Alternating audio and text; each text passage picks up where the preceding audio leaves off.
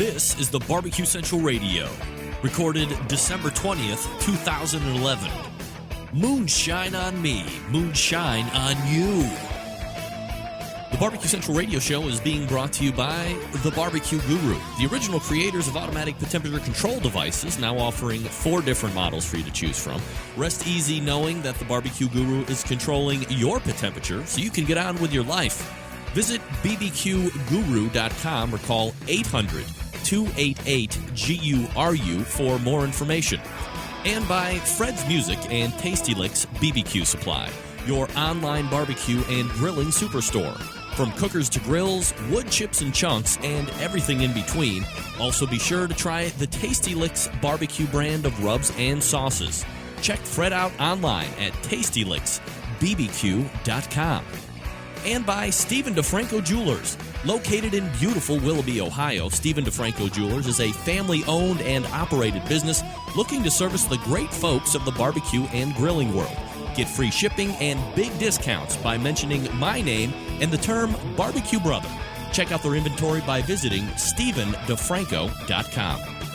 And by Butcher Barbecue, with 30 years of experience in retail, wholesale, meat markets, food service, and customer service. Using that experience, everything they do and sell at Butcher's Barbecue comes from real-world knowledge. Check out their award-winning spices, sauces, marinades, and injections by visiting ButcherBBQ.com. Always trust your butcher. And by Draper's Barbecue, a third-generation barbecue company located in western Kentucky between Memphis and Kansas City. Their line of products represents both cities as well as the flavor profiles of Shane's home.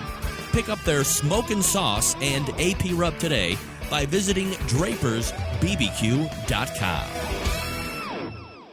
This is Maddie Rempe from Cleveland, Ohio, and you're listening to Barbecue Central. So to get that perfect barbecue, you use wood. Are you sure it's safe? Whatever. We put the lighter fluid on, strike the match, and... Oh, should we call the fire department? That might be a good idea. Welcome to the Barbecue Central Show, the show where we talk about all things that are important in the world of barbecue. From big-name interviews with competitors on the barbecue circuit, grill manufacturers and pit makers, to advice on cooking brisket and ribs. You'll find it all right here on the Barbecue Central Show. Your host, Greg Rempe, is a backyard barbecue and grilling fanatic and loves to talk about his passion, which many of us share together. You can learn more about barbecue and grilling by visiting the website, thebbqcentral.com. Now, let's get in the smoke. Here's your program host, Greg Rempe. Hey gang, welcome to another edition of the really big, super jam-packed Barbecue Central Show. It's the show that talks about all things important in the world of barbecue and grilling, broadcasting live and direct from the Rock and Roll Hall of Fame city of Cleveland, Ohio. It is the barbecue capital of the North Coast. I'm your program host, Greg Rempe. Happy to have you aboard here on your Tuesday. Abbreviated Open. How abbreviated? We're going to race right to the phone lines and bring up first guest. You know him as the creator of the Grilling with Rich food blog. We go to Rich. Oh, no, I hit the wrong. Get that big stuff out of here. Hit the wrong one. We're going to Rich Wachtel. Rich, how are you, buddy? Hey, Greg. How are you? Doing absolutely fabulous. Rich, apologize. Got the wrong mouse there. Welcome aboard. First time in the show. Again, you are the guy that started grillingwithrich.com. And I want to have you out on the show open. I apologize, Rich, obviously, for the abbreviated intro that we have, but I've been jam-packed for the show for weeks because we're still talking some KCBS board director stuff, and I got Meathead in the second hour. But you have something going on in your website. If I could, Rich, before we talk about it, little history on you and how you got into the whole Grilling with Rich website. Sure. Well, thanks for having me on the show, Greg. Sure. Even if it's for a couple minutes. I've been a big fan for the last year, so this is like the peak of my popularity. Well, thank you. So Grilling with Rich started in July 2010, and we've been climbing the barbecue charts and grilling charts, if you might say, for the last year and a half now. I'm from New York, now living in Washington, D.C. area, so grilling and barbecuing has become a full-time hobby for me. So that's basically the long and short of how Grilling with Rich got started. All right, Rich, so I'm having you on tonight because we kind of have a big announcement. I saw it on your – actually, I didn't even know you were running it. I got a couple mentions from people that had emailed me saying that I was in a running for something called the 2011 Barbecue Person of the Year, and, of course, I immediately replied back to them. They were full of you-know-what because I couldn't possibly – but let's unveil it right here on the show if people haven't heard about it yet. What's going on over Grilling with Rich? Yeah, so basically I was sitting in my office the other day, actually last Wednesday, and I was like, that's the day after the Time magazine announced their 2011 Person of the Year, and I was doing some searching on the internet, and I was like, wait, we don't have a barbecue person of the year, so why don't I just throw that up there and see what kind of sticks on. And we've had some very stiff competition now. We've had over 2,000 votes. Chris Lee is currently in the lead, followed by Brad Orison from the Shed Barbecue Blues and Joints. So, yeah, we're just trying to find out who is going to be the 2011 Barbecue Person of the Year. And the winner is going to have a free interview on my website, and we're going to do like a full profile, kind of styling it after the Time magazine type of thing that they do with their Person of the Year for 2011, and then hopefully we'll make this a recurring thing on the every single year. And obviously we already have some great ideas planned for next year, so people are going to have to stay tuned for that. Rich Wachtel joining us here on the show. GrillingWithRich.com is the website. Go ahead and check out his 2011 Barbecue Person of the Year. Can you give us a list of who else is nominated? Yeah, sure. I mean, obviously, like you said, you are nominated. We have Heath Hall from Pork Barrel Barbecue, Diva Q, Johnny Trigg, Jason Day from Burnt Finger. What? We have Shane Draper from Draper's Barbecue Sauce. We have Rod Gray from Pellet Envy. Delbert King, actually from this great organization called Barbecue for the Troops. It's definitely one of the I've had a chance to meet him personally and get a really good sense of what his organization is about. And then also the pit master from the winner of the American Royale this year, Joe from Tippy Canoe Barbecue Crew. So those are just like a couple of them. We let's see who else we have. I'm looking here. Some people from the West Coast. We have Jeff from Pop's Smokehouse BBQ. Peg Leg Porker, Carrie from Peg Leg Porker. So we have the who's of the barbecue world on our website vying for the Barbecue Person of the Year. Not only the who, but of course you have me as well. I have no idea how I made it into the list. I can't believe that. Rich, go ahead. I'm sorry. No, I was going to say all the nominations were submitted to me by people that read my website, and so somebody out there thinks that you should be Barbecue Person of the Year. All right, Rich, let me ask you to do this. I mean, we could obviously have you speculate on who you think would win or who you think deserves to win. But allow me to ask you this question because it's my show. Make the argument to the Centralites and, of course, the tens of thousands of podcasters that will get this later at their convenience on why I should win. Wow. Well, obviously, we don't endorse any candidates. We're neutral here. But this time we'll make an exception. We'll make an exception this time. Tell everybody why I should win. Well, I think that you should win. I mean, you're probably one of the most popular internet radio shows on barbecue. I mean, I know that a lot of my friends tune in every single Tuesday night and also listen to your podcast. So you do run one of the most popular barbecue radio shows and internet radio shows. And I'm a firm believer of internet is going to be the way that people are going to get their news, and people kind of do get their news through the internet now. Old traditional radio shows are kind of dying. So why not have the person that runs the most popular barbecue radio show be Barbecue Person of the Year? Rich, I couldn't possibly make an argument against that. And, of course, it would come very self-effacing if I were to do that. So I certainly appreciate you making your argument for me. Rich, tell the Centralites exactly when voting closes, and is this a thing where I could just sit on a computer and start banging away on it and vote for myself, or is there some type of back-end measure to not allow people to just continually vote over and over for themselves? Yeah, great questions. So to answer your first question, voting will end officially at the end of 2011. We're going to go up until December 31st at 11:59. Voting will close at midnight on the 1st. So be aware of that. Also, we've actually we've added some measures where you can only vote one per IP address. So you have to get your friends involved. You have to get your family, everybody, basically voting from different IP addresses. But if you have two different IP addresses in terms of your home and your work office, then that's fine. Rich Wachtel joining us here on the show. Again, the website, grillingwithrich.com. We're just reviewing the 2011 Barbecue Person of the Year. The nominations are up. I happen to be one of them, so go ahead and peruse those lists. Quickly cross everybody else off and vote for me because, quite frankly, I'm the only one that deserves it. Nobody else can even sniff me, and I'm glad that Rich was gracious enough to have him add me to that list through submissions, obviously, from other people that read the blog. Great blog that Rich has, always fresh content on there, so we certainly appreciate that as people that like to go out and visit the niche of barbecue that we all kind of meander in. And Rich, certainly appreciate you taking time out for the show tonight. Have a Merry Christmas, and hopefully after we get the winner great English, after we have the winner chosen, we can maybe have you back on the show and talk about all of the numbers and all the other statistical data that has come up from the contest. Rich. Yeah. You good with that?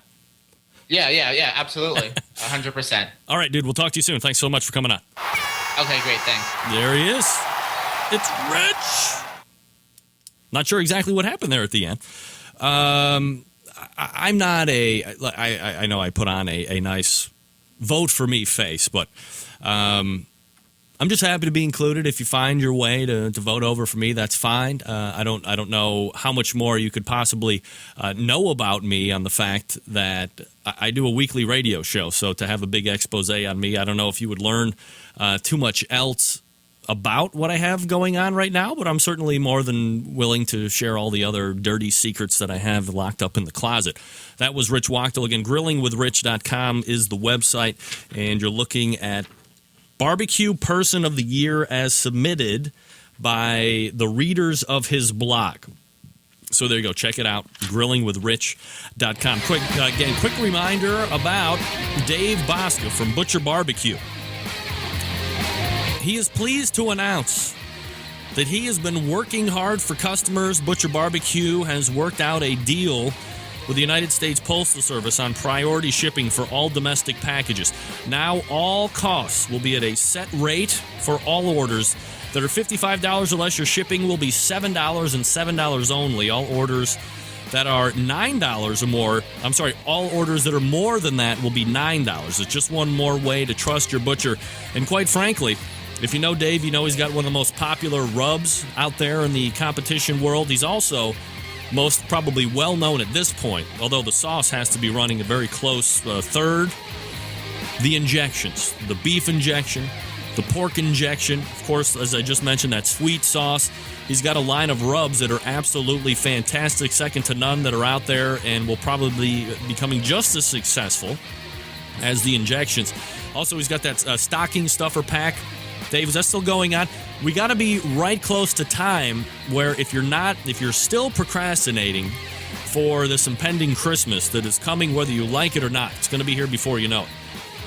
You're teetering. You don't know if you should get this Butcher's stocking pack. You get a nice little sampler of stuff. You have to get ready, pull that trigger, get on butcherbbq.com. Get that stocking stuffer. Also, try out some of that injections or some of the other products that Dave have because they're all very top-notch. He is absolutely pinnacle, the peak of what it comes down to. He is probably one of the foremost authorities when it comes to just knowing about meat in general. I mean, he is a butcher, right? This is what he does by trade, by profession, able to work that knowledge. He's learned stuff from customers. He's learned about stuff in the butcher industry, about retail. He's homogenized and conglomerated all of this knowledge, and then he's folded it back into his business, and that's why the products are doing absolutely fantastic right now. You go to butcherbbq.com. You order injections, you order sauce, you order rubs. You order that fabulous new product called Grill, which is absolutely sweeping the market. It's a marinade. It's also an injection. You can also marinate and inject if you want to get that great grilled flavor in pork or chicken or beef or ribs or whatever the case may be. Don't have time to throw it on the grill to get the taste? Use the rib or use the injection product. It's absolutely fabulous. ButcherBBQ.com. That's the place to go. And again, hurry up if you want to get that stocking stuffer. This is it. After this, Christmas is over. You've procrastinated too long. You will get punched in the face by your significant other. We're going to come back with Dave Compton to talk a little KCBS right after this. Stick around.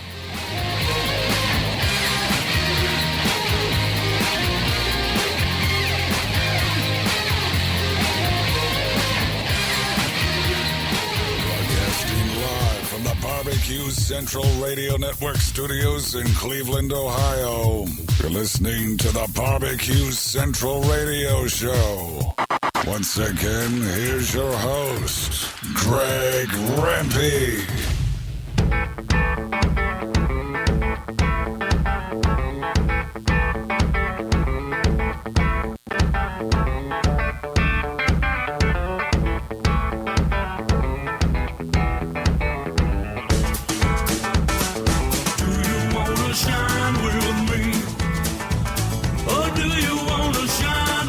We are back, 14 past the hour. Thanks again to Rich Wachtel for talking about 2011 Barbecue Person of the Year. We have Steve Grinstead coming up, 35 past the hour. Meathead coming up in the second hour, plus the 12 Days of Barbecue Christmas, which will be sung live in the Barbecue Central studios, coming up at the top of the second hour. All right, let's race over to the hotline and bring in first-timer of the show and the fourth of the Four Horsemen, Dave Compton, joining us here on the show. Dave, how are you, buddy? Oh, pretty good, Greg. How are you doing tonight? Doing absolutely fabulous, Dave. Always appreciate you making time for the show. Welcome in, first time for you. So just wanted to give people a quick rundown about what Dave is all about. You're a certified barbecue judge, master certified barbecue judge. You've judged over 60 contests. You cook with friends 2 or 3 times a year. Little background about yourself, Dave. How did you get into barbecue, and then why did you decide to take it one step further and become a cook and become a judge as well? Well, I've always enjoyed a little bit of cooking. A buddy of mine back in 05 or 06 was just getting into competition barbecue. He was a master judge back then. And I went and kind of hung around with him a couple of contests and basically got in his way and said, hey, this is fun. And then I decided, just like everybody else does, I'll take the judging class and see what the judges want. And I found out that really doesn't teach you what the judges want. It just teaches you the basic rules. So then I cooked a few more contests, and we got into the summer of 07. I cooked a few. I judged a few. And then I had an accident at work. I messed up my back. I had back surgery. Anybody who does competitive barbecuing knows that you just can't cook competitively with a busted up back. It's it. So I started judging more and more, and I judged 12 to 15 contests a year. I got my master's judge early last year. So I've gone through 2 seasons as a master judge. I've judged about a little over 60 contests, probably about 65. One thing I see a lot of is judges don't know cooks and cooks don't know judges, and I'd like to change that. I think there are 2 sides of the same coin of barbecue. If the judges and cooks don't know each other, they're missing out on an awful lot. I think that the judges they should, I think, get out and meet some of these teams, socialize with them a bit. If they have the chance, stick around Saturday afternoon for the award ceremony. There's really nothing to compare to the first time a judge is sitting in the audience at the award ceremony and somebody he just met and was talking to gets a call. And it's just like, hey, yeah, this is good. It really gets your attention. It really makes you feel as though you're part of something, and you did some of the judging on it. Dave Compton joining us here on the show. If you want to find out a little bit more about Dave, by the way, you can, of course, find out that check out the website, changekcbs.com. Dave, you're giving us a little bit of the platform that you're running on as far as judges and cooks trying to become a little bit more acquainted, whether it be at contests or trying to figure out what they want from it. I mean, is that a kind of a big disconnect? Cooks aren't really in the know as far as what judges are looking for. Judges aren't really communicating back to cooks as far as what they're looking for. Or is that something that is always going to be kind of disconnected in a sense? Cooks are going to cook their way, judges are going to judge their way, and at some point we're finding a middle ground where you're getting winners and losers. To a point, yeah. There's always going to be a little disconnect. Another big thing, part of that is that a lot of judges will tell a cook, and I've had lots of cooks tell me this. Judges say that they're getting sick of the sweet thighs, but then when you go look at the score sheet, the sweet thighs are what's winning. So what is it? Are the judges really getting tired of sweet thighs, or are they just saying that because the cook's asking them that? Having started out as a cook, I have a little bit different viewpoint on it. I knew a lot of cooks before I started doing any judging. So that gives me I'm kind of on the cook side of the turn-in table as well as the judge's side of the turn-in table. The big problem we have with judging, I feel, is lack of consistency. Now, I don't mean what I think is an 8 should be an 8 for everybody. But an example of this is a contest a year or two ago. I was sitting right next to another master judge, and there's another judge down the table who was fairly experienced. I think he's got 15, 20 contests under his belt. And Ed and I were talking about this pork entry after the turn-in, after we got done judging. And either one of us gave it a 9.89 and one of us gave it a 9.98. It was just a great pork entry. And we're sitting there talking, and here comes the rep, and she asked the other judge down at the other end of the table to step over to the side. And he comes back. He says, well, if she didn't like the way I scored that pork. So we're talking about, well, which one are you talking about? Oh, number 3, I think it was. Oh, what did you score it? Said, well, I gave it 5 across the board. That was just nasty. And Ed and yeah. And Ed and I had both just been talking, man, that was just a hair away from being perfect, And so, you're always going to have that. I don't know where he was coming from with his 5s across the board. We have some judges that were taught you start at 9 and go down. We have some judges that were taught you start at 6 and go up. We have a lot of judges now that are being taught, well, just judge it the best you can as fair as you think you can be. Somehow we've got to get all 3 of these groups on the same page. So if I give you 9.9, your judging scores get 9.9, 8.8, 9.9. That tells you you're pretty good. If your scores come out 9, 7, 4, 3, all you can do is just scratch your head and say, what? Even if you get 5s and 4s across the board, there's something definitely wrong. But when your scores are all mixed up like that, you have absolutely no idea what to do except beat your head against the wall and cuss out the judges, probably. Dave Compton joining us here on the show. Again, changekcbs.com is the website. Dave, the last handful of people I've talked to that are running for KCBS BOD mentioned that they'd like to see some type of ongoing training for judges to keep their palates refined, to keep them understanding what you should be looking for and trying to possibly alleviate any type of biases that they're letting alter in during the course of a judging process. Do you have any thoughts on how you can continually keep judges up to date? And should there be some type of a sanction for a judge that is continually being inconsistent or doesn't seem to be doing as well? I mean, obviously cooks can get punished for certain things. Representatives can get punished for certain things. But there doesn't seem to be any onus on a judge for some type of an inconsistency or a wrongdoing in that regard. Now, I do think that they really need to get a continuing education going for judges, just keeping them little hints that you can get like an email blast every once in a while.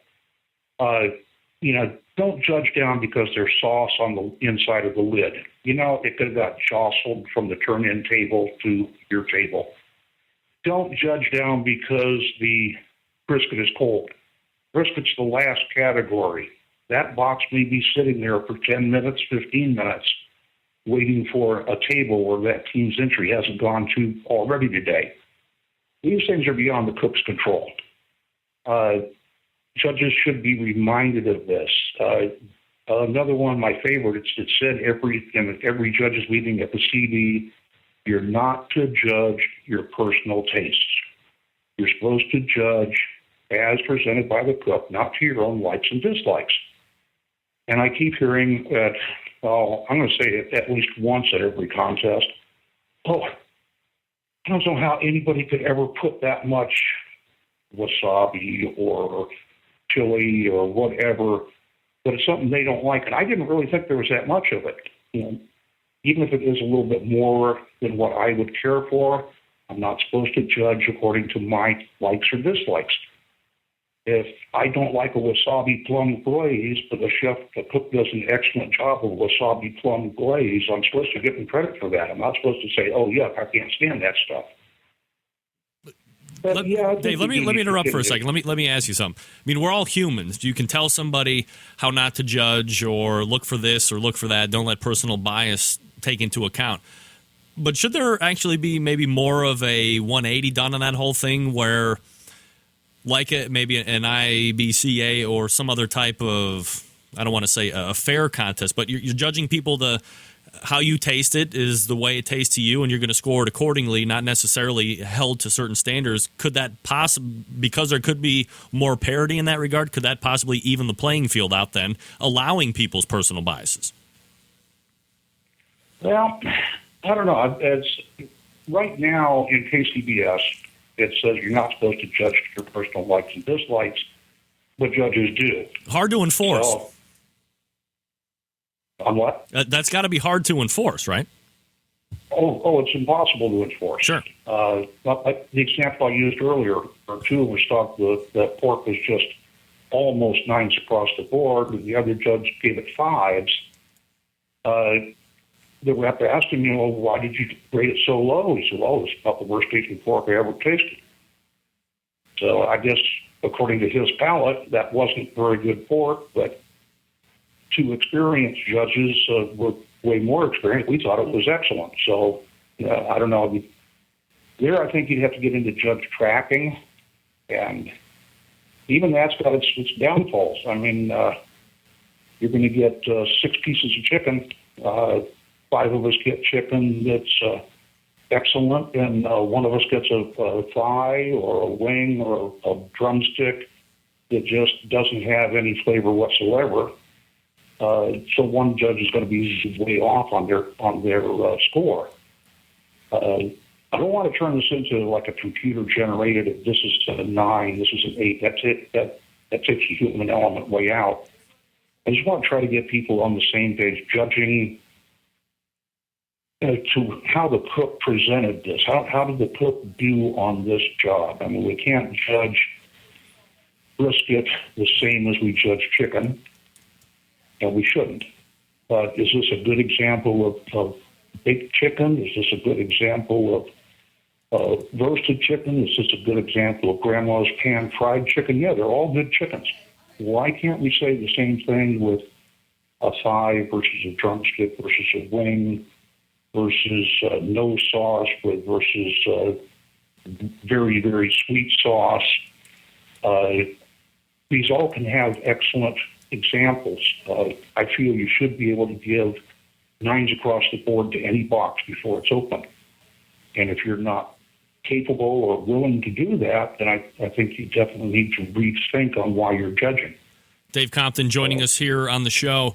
Dave, let me transition a little bit here. I know we spent a lot of time on judging, but if you get in for, let's just go ahead and, think best case scenario, you get elected to the board. a lot of things that you hear about continually, people that are saying, this is what I'd like to see change about BOD. First thing is transparency. How do you think it is currently, and how would you like to see it changed if it's not up to standard right now?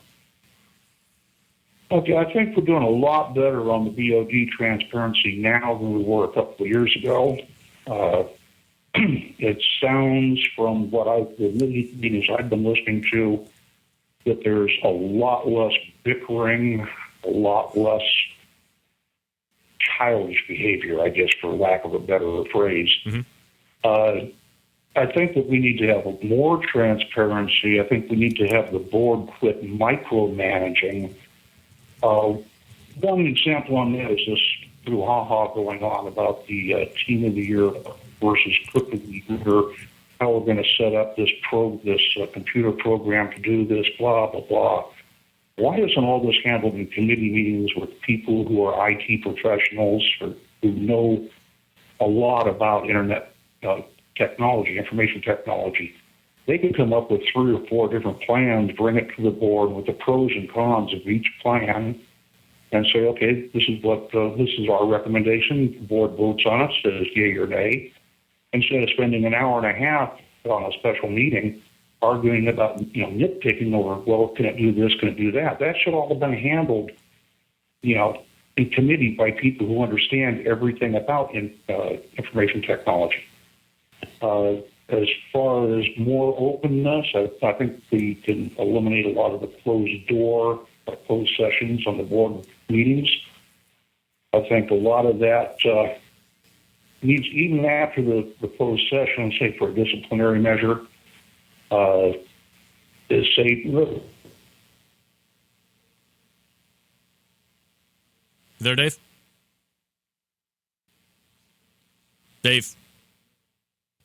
Dave? Uh-oh. Get that stuff out of here.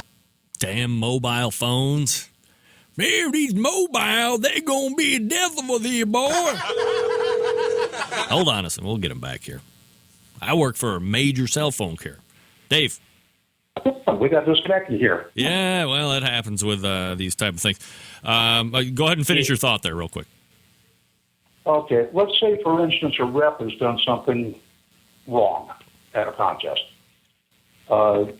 We don't need to be naming the rep or even what the complaint is at first. Then we'll go into closed session, come back out, and I think we should at least say, well, a rep, whether we want to name the rep or not is another question.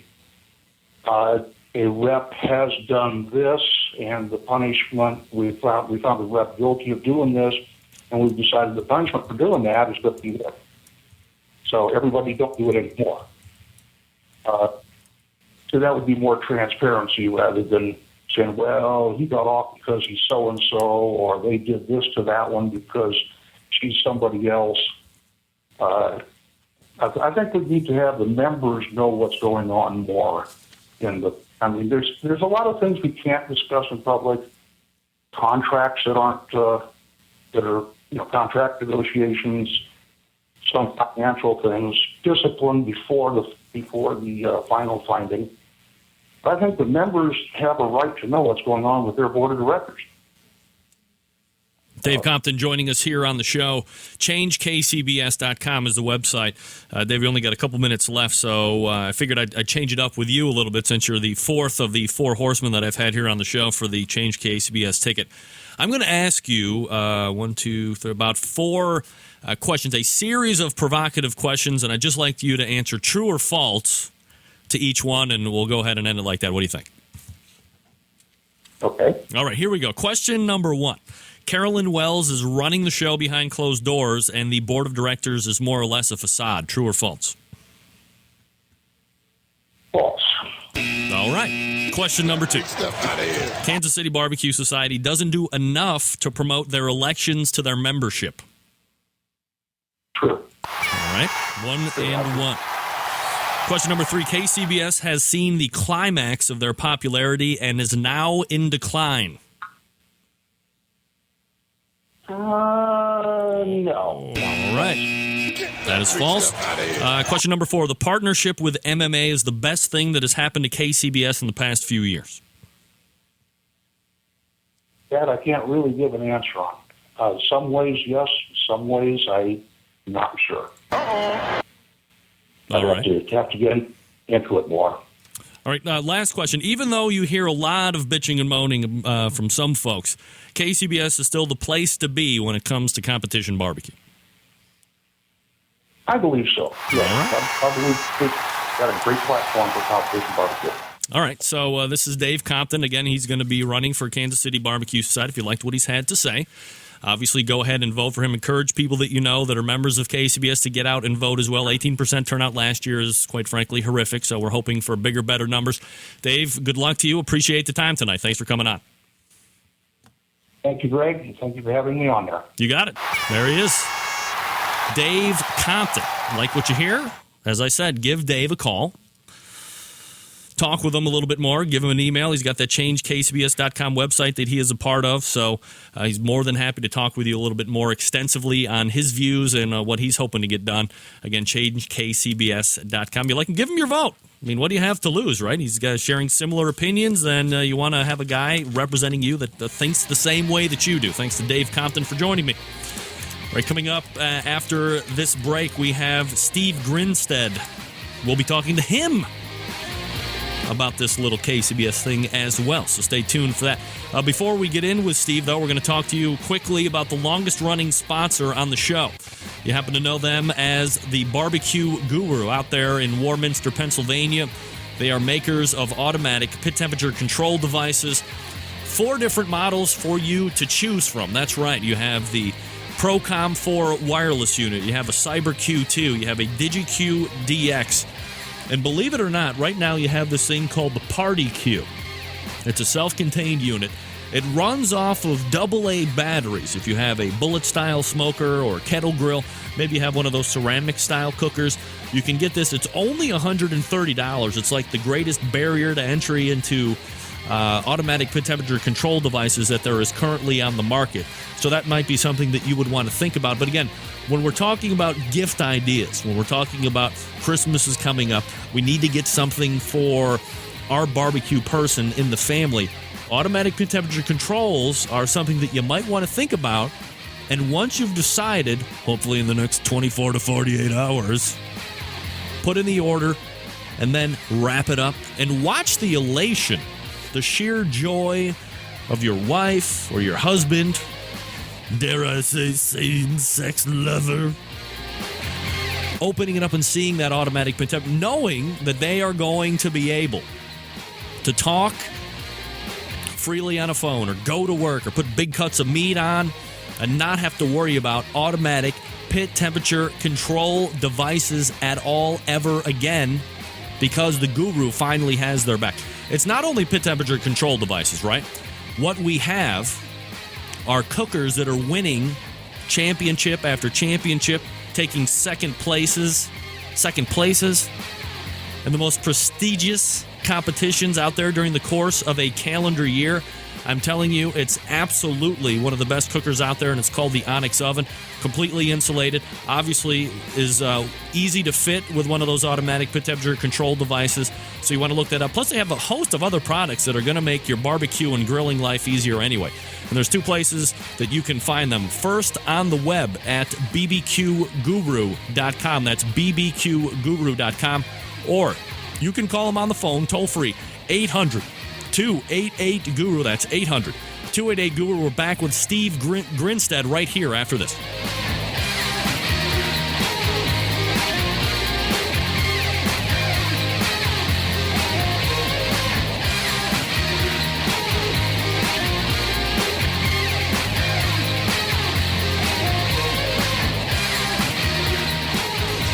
Get in the smoke. Call 877-448-0433 to get on the air. Now, here's your host, Greg Rempe. Big B, Moonshine Band, and Suburban Boys Records. Let's go! I'm an outlaw. Give me 2 shots. We don't need a radio. Bring a jukebox for my outlaws. Bring me 3 shots. We can race hell before the speed stops. I'm a whiskey drinking SOB. If you don't like that, then you won't like me. I'm an outlaw. Oh, yeah, that's right. We're all outlaws up here. Thanks to Dave Compton for joining me talking about his run for the Kansas City board. We will take exactly 0 time to go ahead and race back over to the hotline and bring up our next guest. It just happens to be Steve Grinstead. A Buckeye, baby. Steve, how are you, buddy? Doing pretty good. How are you tonight, Greg? Doing absolutely fabulous, Steve. Appreciate you taking time out to talk to me about your run for the KCBS before we get into the exact platform and all why you decided to go ahead and run for the board. A little background about yourself, maybe professionally, and then how you got involved with competition barbecue. I got started about 15 years ago. The very first contest sanctioned by KCBS in Ohio was held in Nelsonville. I was living and working in the area. The company I worked for, Rocky Brands, was a major sponsor that year, and they needed judges. So they called me up, said, hey, what are you doing Saturday? I was thinking about going anyway. And by the time I got to my second piece of chicken, I said, this job's mine for life. Found something I really like to do, eat barbecue. Did you have to go through the training and all that stuff first? They did a little quick class because I don't think there may not even been any certified judges that first year. Was it a KCBS sanctioned event the first year or no? Yes, it was. It was a KCBS sanctioned event that year, but you got to remember that we were probably the first contest in our area. So, certified judges probably weren't going to travel from Kansas City or whatever all the way 8.5, 9 hours. All right, so like a little town, it's Nelsonville, yeah. Yeah, well, I went to school at Ohio University, so I used to drive through there all the time.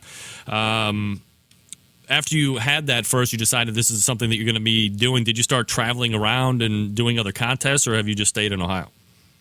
No, I've actually been traveling across the country. I've been Las Vegas, Lakeland, Florida, Lowell, Massachusetts, Winchester, Tennessee, Hammond, Louisiana, Kansas City.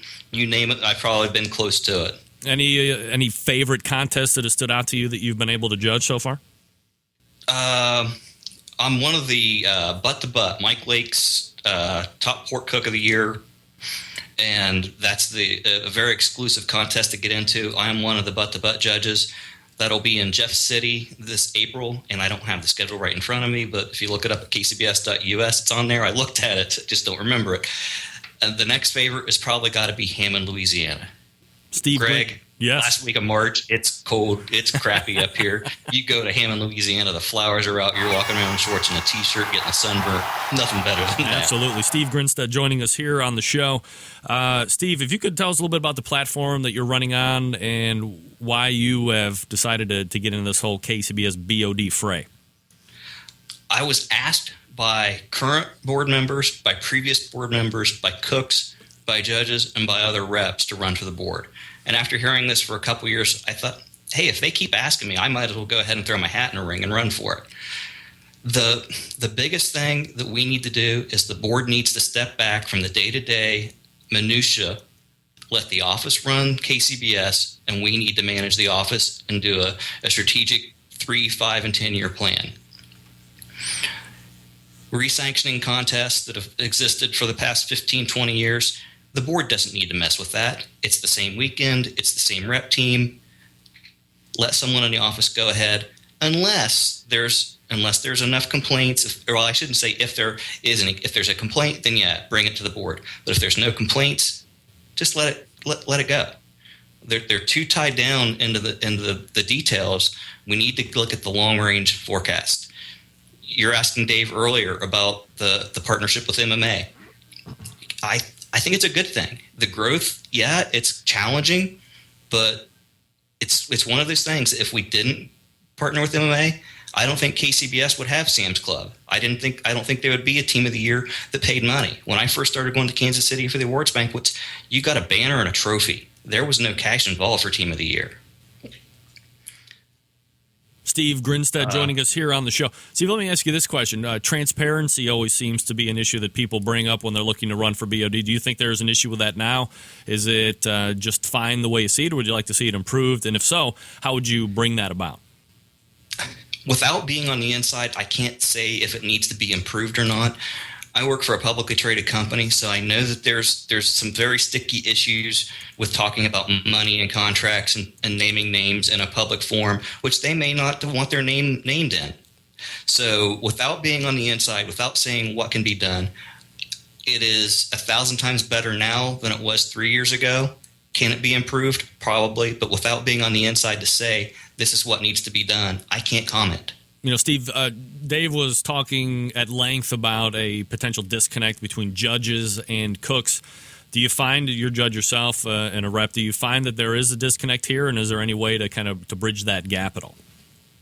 I think the current rule of judges cannot fraternize with cooks needs to be a little more clearly defined, because when I first started out, I would go out Friday night to a contest. I would hang out with the cooks, eat their food, drink their beer, and then come in the next morning and score their barbecue. I mean, there wasn't a problem with that. I wasn't seeing their competition meat, and if I did, it was a raw piece of pork butt. Yeah, I could really tell what that's going to be like in 14 hours.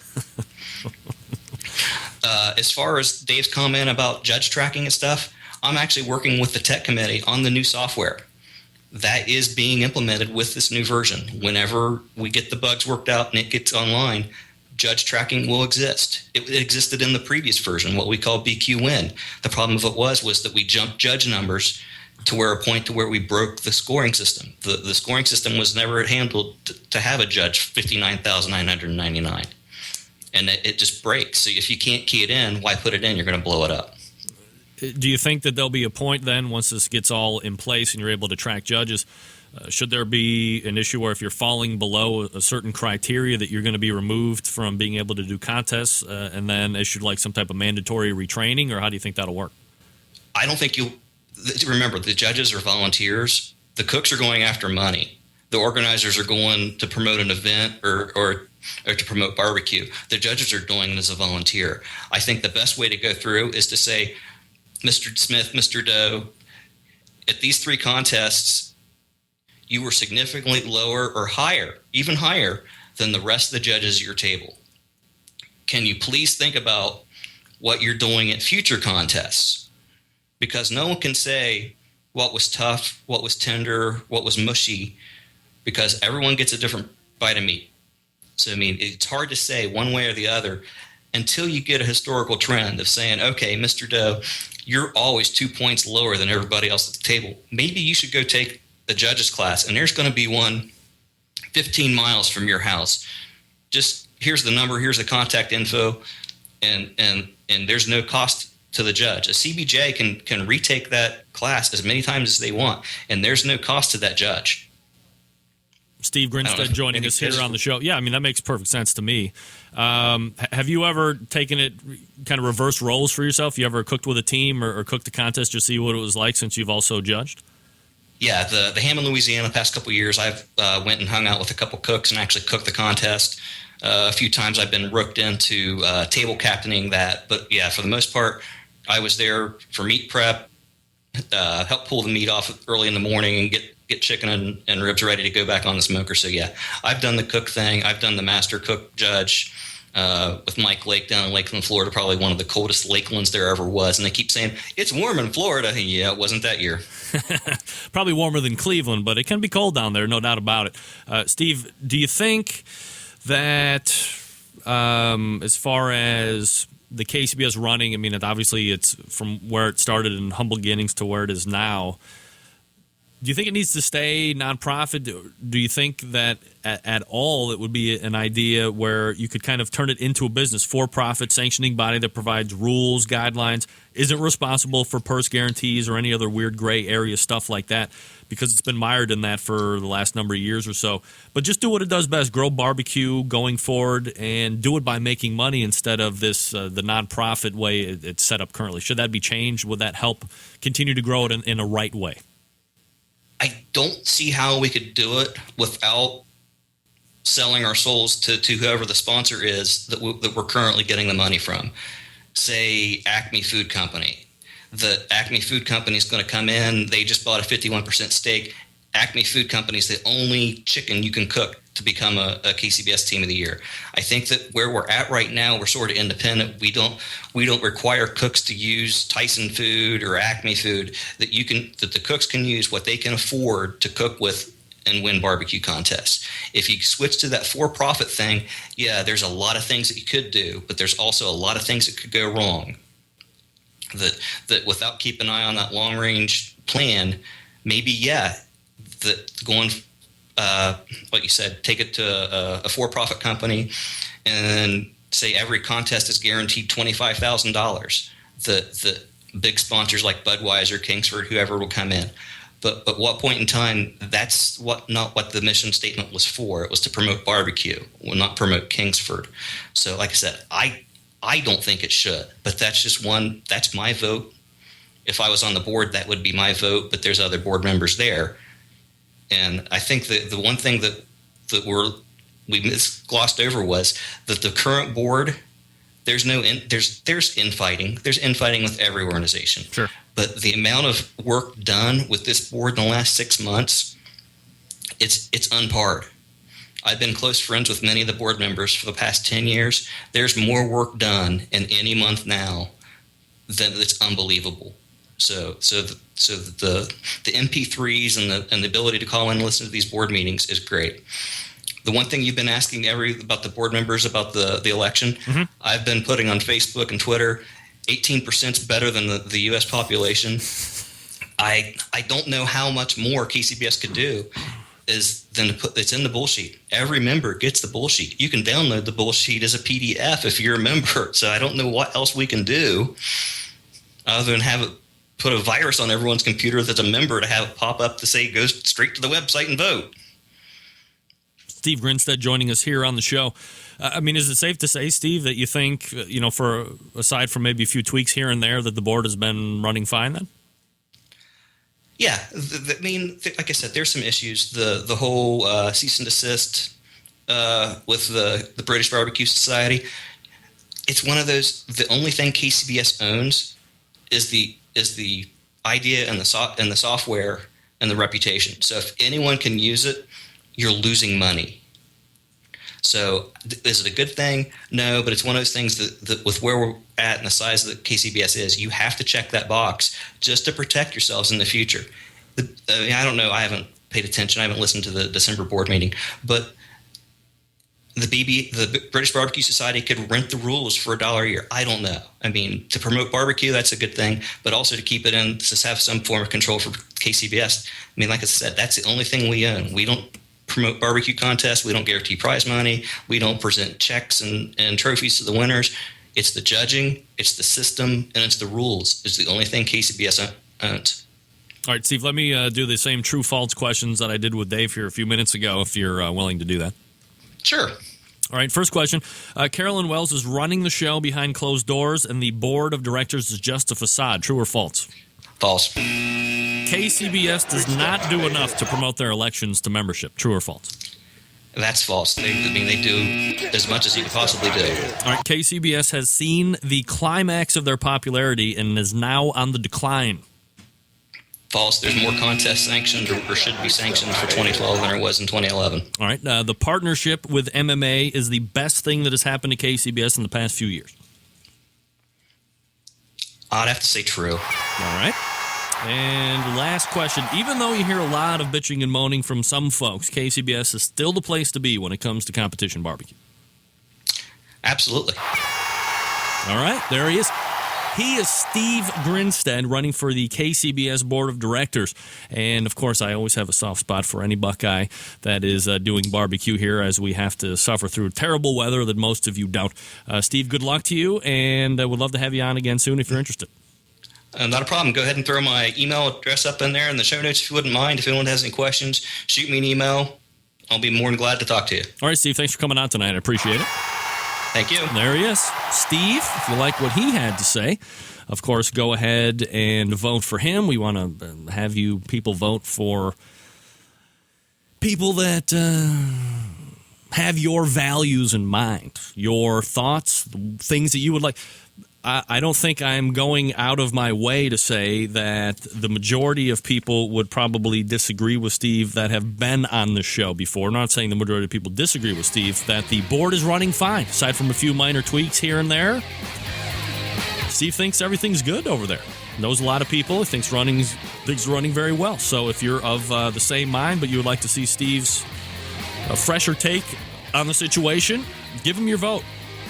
Email him as well. He's more than happy to kind of chat it up with you. Thanks to Steve for doing that. Again, quick reminder about my guy in Shillington, Pennsylvania, the trusted online retailer, a guy that is a barbecue and grilling superstore who isn't just going to take your money and hope that they're somehow able to procure the stuff that you ordered because they gave you a great deal, but they just don't have the ability to make profit to stay in business, so they're just going to hold that order. It's called back order. Dear sir or madam, thank you for buying this thing that we don't actually stock, and if we find it for a good price and can mark it up and make some money, we'll give it to you. Good luck with that. Thanks, Send. Not Fred. Fred has a huge inventory right there in Shillington, Pennsylvania. Whatever you see on his website, he has and will ship to you promptly. Fred has gift supplies for the holidays. That's right, gift basket. Barbecue chef on your list? How about a gift basket? Includes different selections of barbecue and cooking rubs, seasonings, sauces, grilling tools. There's many different baskets available. But look, that might not even get to you in time anymore because we're closing down to the mere few days left before you can actually order it and it gets shipped to you. How about gift cards? Call Fred, email him, tell him you want a $50 gift card to the store, or a $150 gift card, or $1,550 gift card. It doesn't matter. You can get them in any amount. Give it to your person that really likes to barbecue and say, look, I couldn't narrow it down just to one thing or 10 things or 58 things. You're just getting into it. Or you're a seasoned novice. Or you're the pit master of the complete neighborhood, and I didn't want to make a mistake when I was getting you something. So here's a gift card. Might seem a little lazy on my part, but I think we both agree. When you're able to peruse Fred's website and see all the sauces, all the rubs, all the injections, all of the cookers, the grills, the cookbooks, the chunks, the chips, everything that has to do with barbecue and grilling, Fred's Music and Barbecue and Tasty Licks Barbecue Supply has. Choose it yourself. Order it up. It's on me. Once it comes to the house, cook with it. Make your life more effective and efficient, and I'll benefit by eating even better food with the gift card that I gave you, and you're happy because you got what you wanted. Fred's Music and Tasty Licks Barbecue is the way to go. Plus, don't forget, March 10th and 11th next year, you have that Plowboys the Porkland Plowboys cooking class as well. That's March 10th and 11th. You want to go to tastylicksbbq.com for more information. Spaces still available. We'll wrap up the first hour after this. Hang on.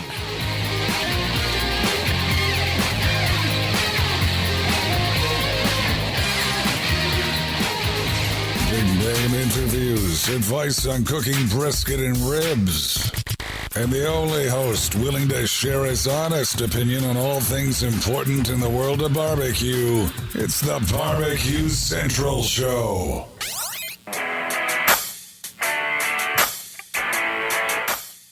Who would have thought Oh, this yeah. music thing was going to go this far? Who thought this radio thing was going to go this I far? never asked for this fast living, the women, the whiskey, craziness. So we got the whiskey. How about this? Little Outlaw Shine. Made my way towards the end of last week from the Moonshine Bandits. This is the Moonshine Bandits singing right now, by the way. I'm going to have to open that up here in a second.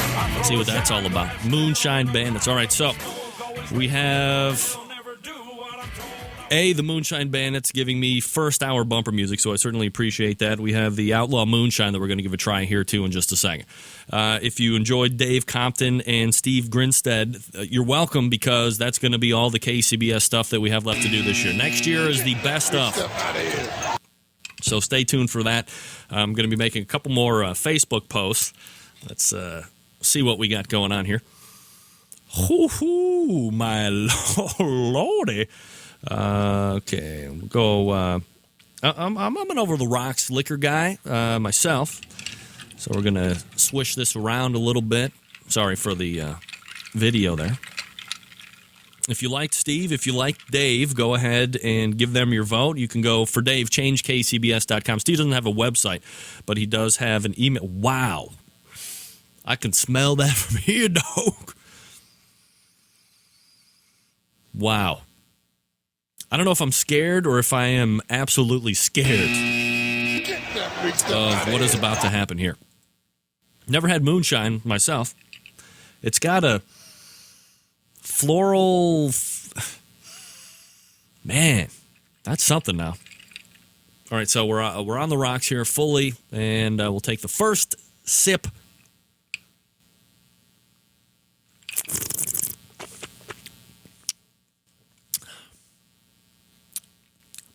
Wow.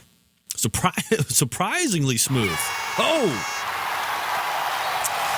Well, that's a little burn now going down to Tum Tum. But I was expecting one of these when I put it in my mouth, but Big Tex wasn't lying. He said it was incredibly smooth. And this is I believe he said it's like an unaged whiskey, so they don't put this in barrels. Obviously, it would be brown otherwise. I'm a big bourbon whiskey fan myself.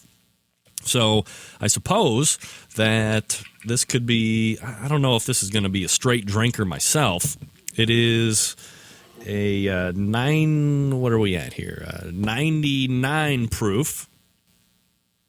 And this is a spirits distilled from grain. The Moonshine, Outlaw Moonshine, which can be found at outlawshine.com. I don't know if anybody's been looking for a brand of moonshine. This is one that you can actually buy on the internet. So there you go. I mean, what can I tell you? One of the best things ever. Let me take another hit sip here again.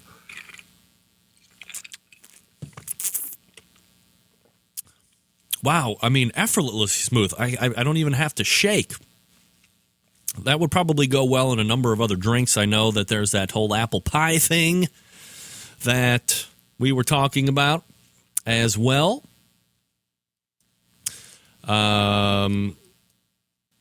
What can I tell you? Why not go ahead and see what it's all about, outlawshine.com. All right, we're going to wrap up the first hour here. Second hour, we do have the 12 days of holiday, or the 12 days of Christmas, 12 days of barbecue Christmas is what it's called.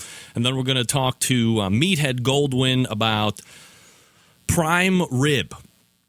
So if you're going to be cooking prime rib this weekend, then you're definitely going to want to be tuning into that, because it's going to be, it's an expensive cut now. I mean, it's not like the most expensive cut ever, but definitely one you don't want to screw up, especially if you don't have a lot of experience with it. A lot of great people here on the Instant Chat as well that are very well-versed in cooking prime rib as well, so you're going to be able to get some different tips and techniques from people that are in the chat room that have a lot of experience. Plus, we have Meathead just talking at length about it. Plus, we might get into some other things about that if you're looking, you're not cooking type of thing. So that's what we have coming up. All right, we are going to head and go in to the second hour.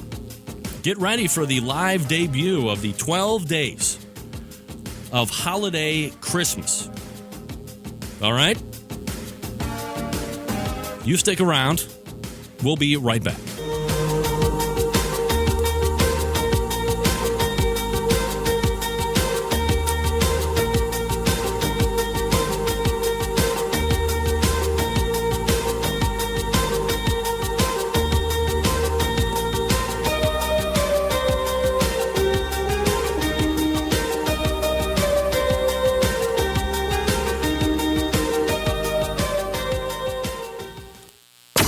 This is Brian Mayer, host of Hot Sauce Weekly, and you are listening to BCRN, all barbecue and grilling all the time. From my heart and from my hand, why don't people understand my intention? Happy to have you aboard here for the Really Big Barbecue Show.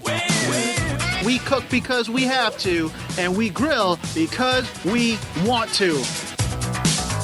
Fine, how's it going? You have a great show. I'm a big fan. So what seems to be the problem here? This man looks like he's dead, and he's in the crackle. Charbono! It's all about the Charbono, dude! Succulent fish! What? He ate 54 wieners. But listen, Lavernius, shake a face. I'm shaking like a dog shit peach seeds. You could use it to fight off creeping marauders looking to take your steaks off your grills. I just like being anywhere with Junior, Senior, and Diva. Sounds like a whole different movie. Wow. Yeah, really. keep it hot, keep it clean, keep it lubricated. We have top men working on it right now. Ooh, top men. All right, just like that, we're in the second hour. Boom. All right. We have Meathead coming up in about 13 minutes from now. Ouch. We were talking with Dave Compton, and we were talking with Steve Grinstead. They are running for the KCBS Board of Directors. If you missed the show, you can always go back to the Barbecue Central Radio Network's homepage, and you can download each and every segment of the show in case you missed it. If you are an iTunes subscriber, you can also subscribe to the show via iTunes. Just search in the podcast area, Barbecue Central Radio Show, and you can get the full and complete archives right there. So if you can just don't have the ability to catch the show live, no worries. That's fine. You are able to just go ahead and do that whole thing. Get the show live if you can, of course. That's the best way to hear it. Many people ask me, well, what do you think the best way to get the show is? I would always say the best way to get the show is live, because you can hear the show unfold as is. And if you can't do it, I certainly understand. Convenience purposes, podcasts are great. That's where most of the listening numbers come down, and you want to get it that way. You never have to miss anything. Also, special thanks to Rich Wachtel for joining us, talking about 2011 Barbecue Person of the Year, and that is on his website, grillingwithrich.com. Check out the list. Vote for who you think is making the best contribution to barbecue this year, or who's most deserving of it. And the winner gets a complete expose right there on Rich's website, grillingwithrich.com, by the way. All right, we're going to get ready here for 1 second. Yeah, that's good. All right, I got my backup singers coming in here now. All right, ladies, we all good here or what? All right, you got to get towards the microphone so everybody can hear everybody. We off camera, we have a whole backup group that is about ready to put one on for the age. All right, everybody go ahead and introduce yourself. You go ahead first there, little one. What's your name? Marley. All right, Marley. And the middle one? Maddie. Maddie is ready. And the oldest one? Bobby. All right, Bobby is in. All right, so we have Maddie, Marley, and Bobby. And we are ready to do the 12 Days of Barbecue Christmas. Can you guys going to be able to hear the music? Yeah? Are you sure? Hopefully. Yeah. All right, now remember, the music is a little out of the ordinary, so we'll all make sure you're listening so we can do it properly. Okay, great. So you were listening to it while I was here. All right, here we go. Let me unveil to you the Centralites, the 12 Days of Barbecue Christmas. Lyrics credited to, of course, the guys over at Hot Grill on Grill Action, so I certainly appreciate the fact that they were able to pull this one off. Ladies, you ready to rock and roll here? Yeah. All right, here we go. It's the 12 Days of Barbecue Christmas, and we're starting now.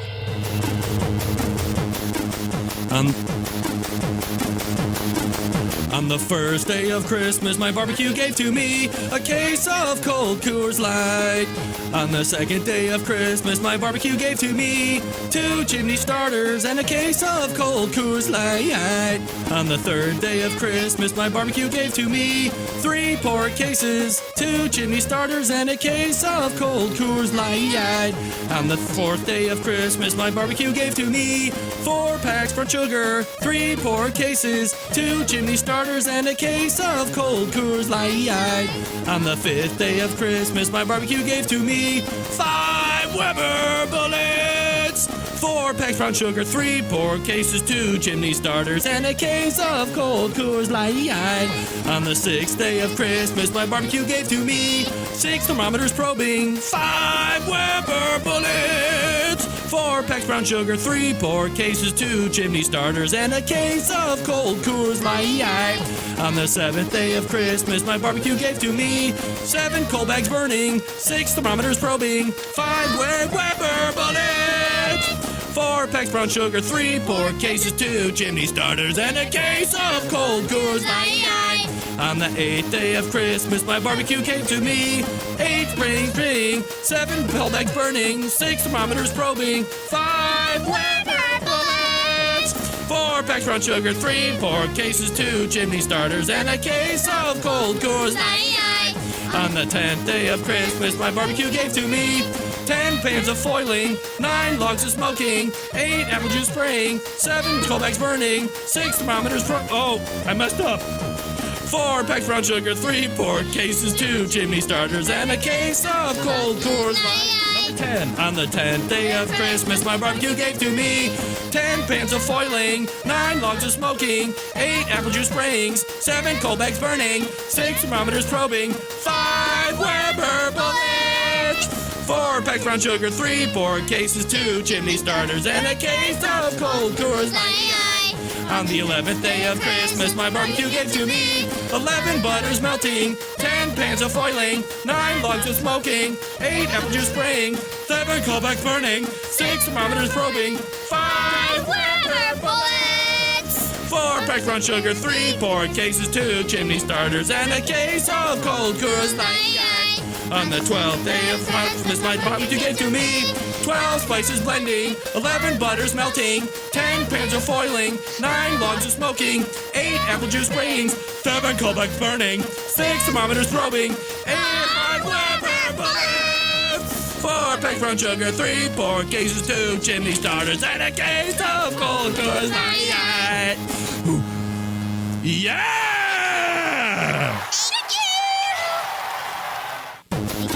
Whoa.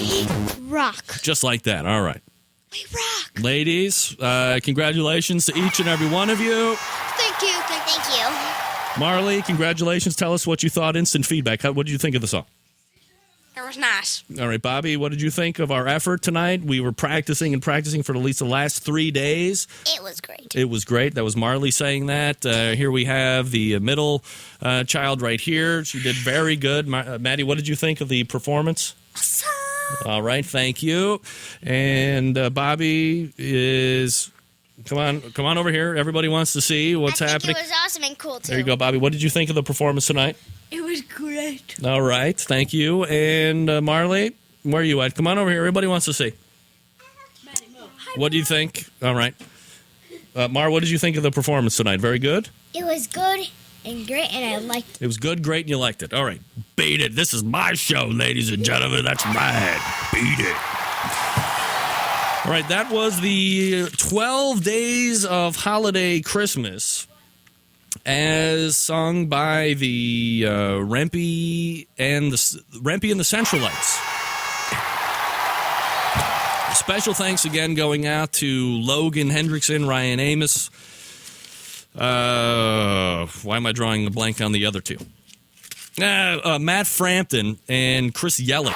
These are the guys from Hot Grill on Grill Action. That's right. We had a case of cold Coors Light. In reminder, thanks to Don G, case of cold Coors Light, 2 chimney starters, 3 pork cases, 4 packs brown sugar, 5 Weber bullets, 6 thermometers probing, 7 coal bags burning, 8 apple juice sprayings, 9 log smoking, 10 aluminum pans foiling, 11 butters melting, and 12 spices spicing. Somebody get Logan a job writing a show. That was absolutely fantastic. Unfortunately, you would have no idea. I thought this would be one of the easiest songs to find ever, just an instrumental version. But believe me, my friends, it was absolutely not one of the easiest songs to find by any stretch of the imagination. But I was able to find that. I don't even know what you would call that. Is that like a techno version? Gonna 12 days of Christmas. Gonna get your mother. Gonna eat your face off in the pork butts. Gonna inject my thighs. Something like that, right? Jeez, Pete. Get that big stuff out of here. New Kids on the Cooker. That's what I'm talking about. Next super group. Watch out. New Kids on the Cooker. All right, we are going to be dialing up. Again, thanks to Logan. Thanks to all the first hour guests, Dave Compton, Steve Grinstead, and Rich Wachtel as well. Vote for me, 2011. If that doesn't put me over the top for Barbecue 2000, who else is singing songs aside from Hot Grill on Grill Action? This was live. This was no produced bit like they did for the Jack song, although that's probably going to be making an appearance next week in the Best of 2011 show. We're going to hook up with Meathead Goldwyn coming up here in just a few short seconds. Whoa. Hold on a second. That's actually not the live read song, but this is. Who's next? You know who it is. It's Shane Draper from Draper's Barbecue, the third-generation barbecue company located in western Kentucky between Memphis and Kansas City. Shane Draper has created a line of barbecue products that represents both cities as well as the flavor profiles from Shane's home. Draper Smokin' Sauce, a savory with touch of sweetness, tangy with some heat, balanced yet complex. It's a blend of spices that's at home on the competition trail and grilling in your backyard. Draper's Barbecue also has a fantastically versatile seasoning known simply as AP Rub. The AP is short for all purpose. It is a great flavor enhancer on any protein, but it can also be used on popcorn, French fries, salads, onion rings, soups, chowders, even Chex Mix, baked potatoes, and dredges for frying fish and chicken. Basically, your limitation is your imagination, and that it only. AP's rub balance of savory, salty, sweet, and heat make it great on virtually anything. Now, look, we both know that Smokin' Sauce and AP Rub are great products on their own, but they really shine when used together. The mix of these two products will keep the judges thinking about your entry long after they've put it down. Not only will the judges think about it, but if you're doing an event out back in the yard or around your neighborhood, your neighbors, your friends, your family members are going to keep coming back asking you for that recipe, and you're going to be able to keep that true to yourself, because true barbecue people never release anything, and you'll know that the AP Rub and Smokin' Sauce has helped you secure Grand Champion Pitmaster of the barbecue world. Now, quick message from Shane here. He wanted me to mention that today and tomorrow, pretty much the last time to order and expect a Christmas delivery for that Draper's special box. They'll take orders as long as they have those boxes and have resupplied the shakers to carry in the store. But boxes and time has pretty much run out on that Christmas box. So if you want that opportunity to claim your limited edition barbecue Christmas gift box, a very few available, and that's only at drapersbbq.com. Only 75 were made. They include a steel rub shaker, a bottle of Smokin' Sauce, and a pound of the AP Rub. And 4 hand-picked recipes by Shane, all included in a beautiful gift box, ready to slap a name tag on and slide under the tree. You can find Draper's Barbecue products at drapersbbq.com, bbqaddicts.com, and barbecueproshop.com as well. They're all trusted Draper's resources. Draper's Barbecue, always looking for local stores in your area as well. Email Shane, info@drapersbbq.com. You can learn and earn some free swag. Draper's Barbecue, when they say 3 generations of pride in a bottle, they mean it. It's drapersbbq.com. We're coming back with prime rib talk and the meathead right after this. Stick around. We'll be right back.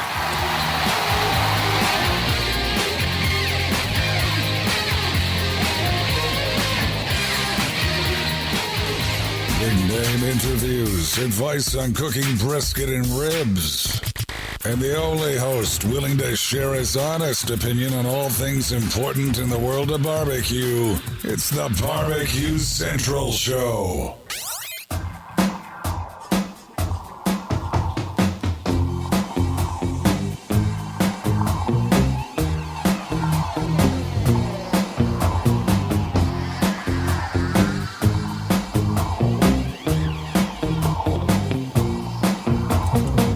All right, the background singer's going to bed. Good night, ladies.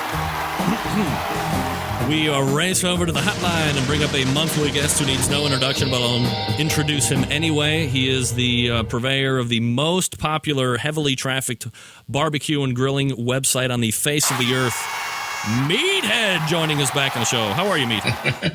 I'm great, Greg. How are you? I'm doing absolutely fantastic. Basketball is back in our lives, so when you call me the Cleveland Cavalier of barbecue, I am happy to say I was going to do that. How is the Cleveland Cavalier of barbecue? I am back and better than ever, Meathead, and I'm sure you're very happy to have your Bulls back in order as well.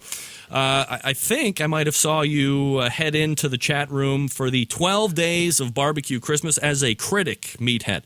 Somebody who was able to break down the I various... think you just blew your chance at Man of the Year. Oh, no! I figured with a beard and the do-rag and then the 12 Days of Barbecue Christmas, I was solidifying myself in the annals of barbecue history, but maybe not so much.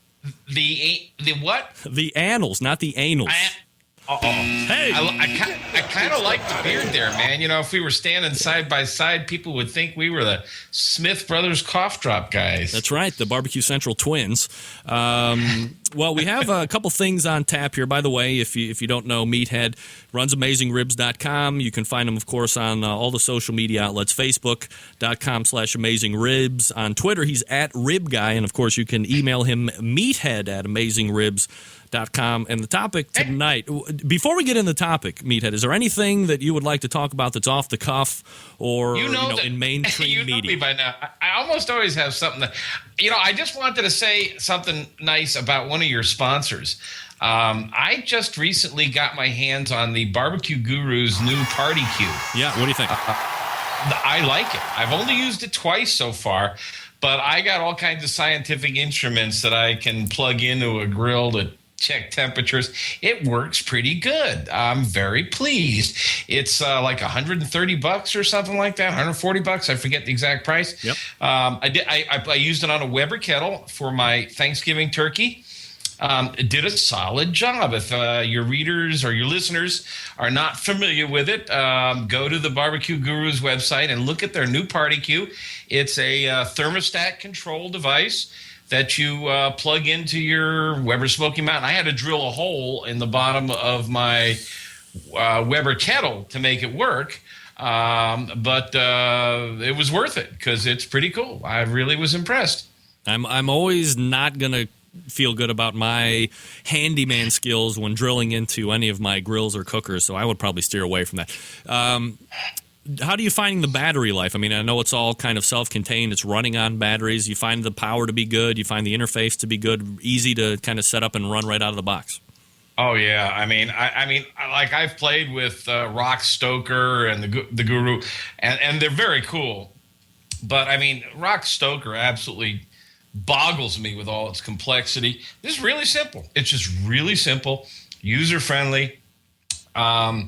Battery life was not a problem. I mean, I only cooked a turkey for 3 hours or something. I don't think it's going to be a problem. I just was delighted with it, and it's worth looking at it. I have a review of it in my barbecue accessories section, where I get into some more detail. I made a little mistake drilling the hole. I put the hole in the wrong location, got a little too close to the leg, but it still worked. Cool tool. Very pleased with it. Very impressed, and I'm sure it'll do great on a Smoky Mountain. I haven't tried it on my Smoky Mountain yet, but I think that they've got this down. I think it's 130, so they've got something down in the 130 range that really gives thermostat control to barbecue, which is nice. Absolutely. Meathead Goldwyn joining us here on the show from AmazingRibs.com. Our Meathead, so the topic tonight is prime rib, obviously, and beef roast. This is one of the more popular dishes, especially around this time of year that we're having. Christmas is coming up, all the other associated holidays with this portion of the year. So as we get into prime rib, any opening statements or monologues you would like to make about this particular cut? You know me, don't you? Oh, yes. Well, let's just get the terminology out of the way first. Chances are it's not prime rib that you're going to be cooking. Prime, as we know, is a grade of beef, which is based on a USDA inspector checking between the bones of the ribs. I think it's the 12th and 13th bone. I forget which bone it is. And they look at how much marbling there is there, and they say there's a lot of marbling here. Let's call it prime beef. The name prime rib came about because it comes from the rib primal, and that was a name that was given to that cut before the USDA grading system came in. So it's most likely that what you get from your butcher or your grocer is actually choice rib roast. And I think rib roast is probably the better term, the more accurate term, the technically correct term, unless you're getting prime beef. I'm going to try Wagyu for the first time this year. I'm a little concerned if that's just going to be a little too rich, but I've ordered a Struber Ranch Wagyu from Big Papa Smokers, and that's going to cost me, but it should be pretty impressive. But chances are you're getting a rib roast, and the first thing I want to get squared away on rib roast is I really am a strong believer in getting the bone off. Now, I know the bone looks really cool, and I know the bone is fun to gnaw on. But what everybody really likes is the crunchy brown surface, especially if you've got a good rub. And the bone blocks the heat. Now, this business about it's sweeter by the bone is just an old myth. It's rarer by the bone because the bone is filled with like a honeycomb of marrow. Yeah. And that's really good insulator. And it keeps heat from penetrating. It's a heat shield, if you will. And so the meat next to the bone is not going to cook as well. But the bone doesn't contribute anything to flavor. The marrow's got lots of flavor, but that's not coming out. It's encased in calcium, and then that calcium is encased in a envelope of connective tissue, and that's just not going to contribute. It just doesn't get into the muscle fibers. Now, if you're braising beef ribs, if you're making a stew with beef ribs, man, all that flavor comes out, and that's fantastic. But when you're roasting or smoke roasting or smoking or grilling a prime rib or, shall we say, a rib roast, the bone is not going to contribute anything. It's just going to block heat. And then when you take it off the grill, that bone stays hot longer than the meat, so it continues to heat the meat. So I just get rid of the bone, and I set it aside, and that's another meal. I just chow down on those bones. A week later, I put them out there and smoke them Texas style, and do the rib roast boneless. And when you do that, the roast is sort of a teardrop or a pear shape. But if you take the bone off, you can cinch it with twine or butcher's string and make it round. And when it's round, it cooks more evenly. You're not going to get, if it's teardrop shaped, the ends of those teardrops are going to cook a little more and be a little overdone. So I'm a real advocate of taking the bone off. Now, Meathead, I've ordered prime rib a few times at the butcher that's just a city or two east of me, and they'll ask me every time I order, do you want us to take the bone off and then tie it back on? Is that something that you would want to do so you then keep those bones for later then, right? Right. Yeah, absolutely. I mean, you're paying for those bones, and depending on how your butcher charges for it, if he's charging by the pound and the weight for the bone is the same as the weight for the meat, then you're paying a real premium for inedible material. But that's common, is to take the bone off and then tie it back on, because the bone does make a really nice platform for standing it when you're roasting. Mm-hmm. A lot of people like to put it in a roasting pan, and we'll talk about the problem with roasting pans in a little bit. But you shouldn't put your meat in a roasting pan. We'll talk about that too in a minute. But yeah, you can have them take it off, and I just have them wrap it up and give it to me in a separate package, and that's dinner, another night. And I cook that roast boneless, so I can get that nice brown crust all over. All right, let me ask you about this. We talk about when we're doing big cuts of barbecue, the pork and the brisket, steaks, rubbing of all sorts. Now, I grew up in a very traditional house. It was some garlic salt, some salt and pepper. It was seared heavily on either side, and then it was put in a very soft oven, let's say. But before we get into cooking process and all that stuff, as far as rubs are concerned, do you like to say, in this case, because it's an expensive cut, it can be more expensive depending on what kind of a quality you get, that you want to have that beefy flavor come through and you want to relax a little bit on the rubs, or is it the opposite for you? No, just the opposite, I think. You've got this massive, depending on the size, what is it? It's going to be maybe 5.5, 6 inches diameter. It's not going to penetrate very far. We talked a little bit last time, I think, about brining. Marinating is the same thing. If you go to my website, I got an article on marinating, and what I did was I took a piece of beef and submerged it in a marinade for 24 hours, only I used a green dye. And you can see that green dye does not penetrate very far. Dr. Greg Blonder, whom we've talked about before, he's a physicist, used to be with Bell Labs. He's doing research for me on barbecue, and he's done some really interesting work, and where he uses indicators and dyes in order to tell how far things penetrate. A rub all by itself, even with a mustard base or an oil base, is not going to get more than 1/8 of an inch down into the meat. But that's okay. That's good, because I mean, I really like that. Brown is beautiful when you're cooking, you know? You got a loaf of French bread, and the crust is the best part. Right. That's the Maillard reaction, the Maillard effect, the chemical reaction where amino acids and sugars and things change, and you get that really deep, complex flavor on the surface. It dries out a little because there's evaporation from the surface, so you get your brown, your shell, your bark. And I like to use an oil, and 1-to-1, I make a beef rub with herbs. You know, I use rosemary and some garlic and whatever. I've got a recipe for a beef rub that I like on my website, but you guys can whip up your own or buy one. I like to lean heavily on herbs, get a little salt in there. I stay away from sugar. I'm not a big fan of sugar on beef. That's just my opinion. And mix it about 1-to-1 with an oil, cooking oil, olive oil, whatever, and just rub it up, and try to rub it up the night before so it will penetrate a little more. And then you get that really nice crust all around, especially where the bones used to be. And that just gives you, I mean, the bones cover almost 20-30% of the surface area, so you get just a lot more really nice crunchy crust that way.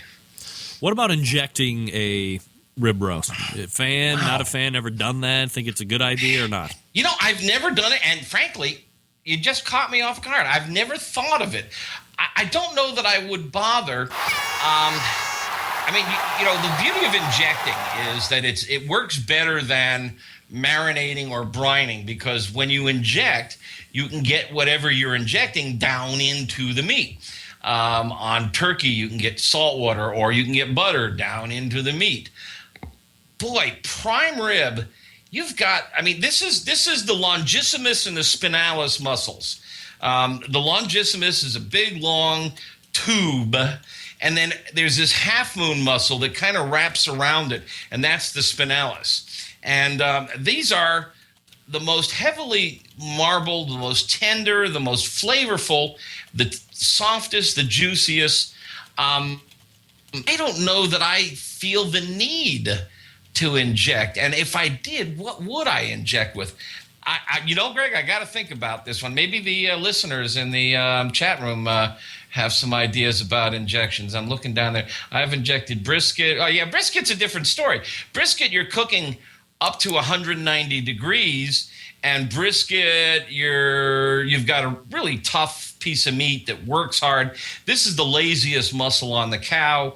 It hardly moves at all. It's so tender. I don't think it needs much help. Somebody says MSG. I suppose that could amp it up a notch. That might work. I don't know. Interesting question, Greg. All right. Give it some thought. Yeah, think about it and get back to me on that. What about cooking temperatures? Like I said, when I was growing up, it was searing and then putting it in a 220, 250 degree oven until it's 140 or so inside. What do you think about that? Well, the most of the cookbooks say stick it in there 400, 500, get it hotter than hell, and get the outside sear. There's a couple of recipes that even call for rolling it around in a cast iron pan to get a good brown crust started. And then after you get it in there for 30 minutes at a high temp to get the crust going, you cut back on the temp and cook it a little lower and slower. But I'm really a fan of reverse sear here, and in a lot of things. And of course, as are probably most of your listeners, low and slow. You know, there's not a lot of really tough connective tissue in a rib roast like there is in a pork shoulder. So you don't have to worry about melting collagens and stuff. I cook everything. You know, I like simplicity in my life. I have learned, I have an army of grills out here, but I can go out there and get anyone cooking at either 225 or 325. Those are my two benchmarks. And I recommend to all my readers, master your grill, learn how to get it to 225 or 325 in all kinds of weather conditions, and you can cook just about anything. And I'll cook beef at 325 because I want that browning process really kicks in a high gear at around 310, the Maillard reaction. So I'll take it up to 325, and that's what I'll cook rib roast at if I can get it up to that in the cold weather. Otherwise, I just, settle in at wherever I can. But I like to start it indirect at 325 or under, and let it just cook by convection. Let the air circulate around it and move into it slowly. All right, think of this big tube of muscle, and you've got this heat pounding on the outside, trying to get in. Let me in. If it's really hot, it hits that exterior and will brown it, but it really pounds on the surface, and then it travels inward like a bucket brigade. The meat's 70% water, so there's this water is transmitting the heat towards the center, slowly but surely. And if you're cooking at a high temperature, the exterior is going to get more cooked than the interior. Now, again, think of the model of sous vide, where you would take, say, a piece of beef and you put it, if you want it to come to medium rare, 125 to 130 or 135, you put it in 130 and you just let it sit at 130, and it can't go beyond 130, so you can't overcook. Right. Well, if you could cook at 130 in this environment, you could get a perfectly cooked piece. So the lower temp you have, the bigger window you have. It's like trying to catch a bus. If the bus is going 80 miles an hour, it's hard to get on. If the bus is going 5 miles an hour, it's easy to get on. The lower the temp, the easier it is to catch that bus, the harder it is to overcook, and then the heat moves more slowly, because my goal is medium rare, bumper to bumper. I want that crust, and I don't want more than 1/4 of an inch of that crust overcooked meat. And I want it medium rare, bumper to bumper. I don't want it brown, then gray, then tan, then pink, and then this little bit in the center that's perfectly cooked. I don't want a rainbow effect. I want it, and there's a picture of a rib roast on my website in the article on Prime Rib that is just, gorgeous, bumper to bumper, medium rare. So keep the temp down. If you want to take it down to 225, fine. I don't see any problem with that. And then when it gets up to about 115 or so, I'll push it over to the hot side of the grill and lift the lid, because I don't want to roast it on the inside. I want all the heat on the surface. And I'll lift the lid and I'll sear it at the end of the cook and let the temperature go from 115 to maybe 130. Roll it around, get it all dark on the outside. It's already starting to get brown by now. And just really firm up that crust and pull it off, and you'll have a really nice crust, no more than 1/4 inch deep, and you won't have any of that gray or brown meat in the center. And it just comes out gorgeous that way. Meathead Goldwyn joining us here on the show. We're going to dial him back here just for 3 minutes while I talk about my good friend Steven DeFranco. That's right, he's a jeweler. Sons of bitches. You're like, why do we have a jeweler advertising on the show? What can I tell you? First of all, Steve, who I happen to be friends with because he's a guy that's right here local in Cleveland, is a barbecue guy first and foremost. He cooks on that Goodwin smoker that, the guy from Three Little Pigs that Mr. Marks cooks on.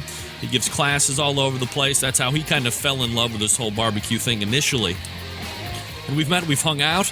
And he said, look, I want to get on the show. I said, Steve, couldn't be one of the worst ideas I've ever heard is a jeweler wanting to advertise on a barbecue internet radio show. And he said, look, let me pitch it to you this way. He's selling me on how I should take his money. That's fine. Here's the bottom line. How many times have you thought to yourself, especially now, right? Holidays are coming up. I've done something to piss my wife off or my girlfriend or my same-sex lover off, and now I really need to dig deep. I need to buy some jewelry to get out of the doghouse. I need a diamond. I need a gold necklace or a silver necklace, or some people of Venetian glass jewelry, or obviously a watch like something. But I don't want to spend that money, and I know people are marking up like crazy, and I don't want to deal with the chain stores that are in the malls. What am I going to do? I know nobody in the industry. Here's where we can benefit Centralites. We just happen to know somebody that's in that industry now. It's Steven DeFranco. You can peruse his entire inventory. If you're not even here in the great state of Ohio, you can just go to the Barbecue Central Radio Network's homepage. Click on the Steven DeFranco Jewelers banner. Meathead, do it right now while you're waiting. Look at this great inventory that he has. He's got watches, he's got diamonds, they're certified, and a bunch of different things. I have that Camille bracelet, which is more well-known as the Pandora. You can buy charms and all. You can get your wife or your girlfriend or whatever these charms, and each one can signify something important that has happened in your life. So what's better than that is the fact that you're going to get a huge discount when you mention my name, that you're a fan of the show, that you listen, that I've sent you over there, that you've perused the inventory on the website, and you've called in on that 440 number. You ask for Steve. He'll deal with you directly. He'll get you the best price you can get, and you're going to get a piece of jewelry that is high quality because you're dealing with somebody who is owned and operated independently, and they're there to provide first-class service first and foremost, and great products second. And that's what is key when dealing with somebody in the jewelry business. And it's Steven DeFranco, located right here in Cleveland, Ohio. StevenDeFranco.com, or visit the Barbecue Central Radio Network's homepage and click on the Steven DeFranco banner. Hook them up. You'll be happy you did. I bought a number of things from Steve, and they've all been fantastic. Steven DeFranco Jewelers. We'll be back with Meathead in 10.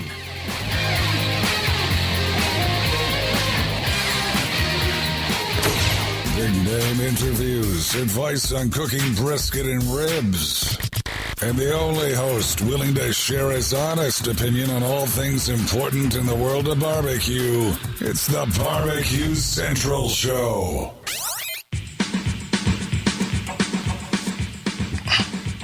All right, we are back. It is the Barbecue Central Radio Show, 877-448-0433. Greg at thebbqcentralshow.com is the email address. If you want to ask Meathead a question, go ahead and send it in. By the way, sipping on the Moonshine Bandits Outlaw Moonshine. It is 99 proof. I never even knew what moonshine was until I was talking with the Grill Girl last week, and I have to say, the first time on Craig, you ever had moonshine before? Yeah, I was raised in Florida. Yeah. Oh, Crackerland. We used to get it down around Micanopy and out in the woods back in there. Sure, there were a couple of guys. I used to work in a liquor store in Gainesville when I was a Gator, and there were a couple of. We had a bar attached to the liquor store, and there were a couple of guys. In fact, that's where I found barbecue. There was a couple of old guys who would come in with ribs wrapped in aluminum foil, and they'd go into the bar and they'd just sell slabs of ribs to guys hanging out in the bar. And a couple of them would also bring in their moonshine to taste. But that was the first time I tasted real barbecue in ABC Liquors in Gainesville, Florida on Newberry Road. I remember I brought some of the stuff back to my roommates, and we just sat around in awe. We just couldn't believe what we were tasting. It was so good. That put me down on the path. Of course, I took a detour, and I got a job in the wine business because of that liquor store first. Hey, what kind of wine are you drinking with your rib roast out there, folks? How about you, Greg? Oh, I know you're a wino. You're sitting there drinking that moonshine, but I know you're a wino. Yeah, I mean, if it's going to be big, top quality meat, obviously I want something to sit there and kind of go pound for pound with it and kind of cut through that fat. So if I had my druthers, of course, one of my most favorite wines to get my hands on would be the 2001 Silver Oak. Of course, I don't have $200 to throw around all the time. But, I like a nice Shiraz from Australia, or I had a great Syrah that was out in wine country there in California that a Centralite sent me one time that was absolutely fabulous. I think a lot of people overlook that. But anything red that is big and can kind of go toe-to-toe with the fat and the taste of the meat is right up my alley, absolutely. Greg, do you ever find your way to Chicago? Not even once. What are we doing? I'm on my way. I have a Magnum of old Silver Oak in my basement that I bought at auction for a benefit for the Lighthouse for the Blind a couple of years ago. I do a lot of work for them, and it was too high for the auction, and I just had to buy it. And it's sitting down there waiting for somebody special. Oh, my Lord. Well, maybe I might have to take a little West Coast roadie out there to the big windy city and help you polish that Magnum off. All right, so we're talking about prime rib, and a lot of the questions I was getting in the chat room during the break was, if you're going to do smoke roasting, you're going to cook it on a smoker, what kind of smoke is going to meld well with the beef roast? Well, I poked into the chat room too, and I saw that question. A couple others. I love smoke on brisket, but in general, I think smoke is nice on beef and lamb, but really lightly. I feel the same way about chicken too, by the way. I don't want to overdo it. I think it's easy to overdo your smoke on particularly on medium rare meat. So I go really light on the smoke. If I'm doing it on a grill, which I usually do because I want that high finish on the end, the high heat reverse sear, I'll put in maybe 4 ounces of smoke wood, and I'm just a devotee of fruit woods, apple and cherry, and I got to tell you, I have not done as much tasting of different woods as I know a lot of your listeners have.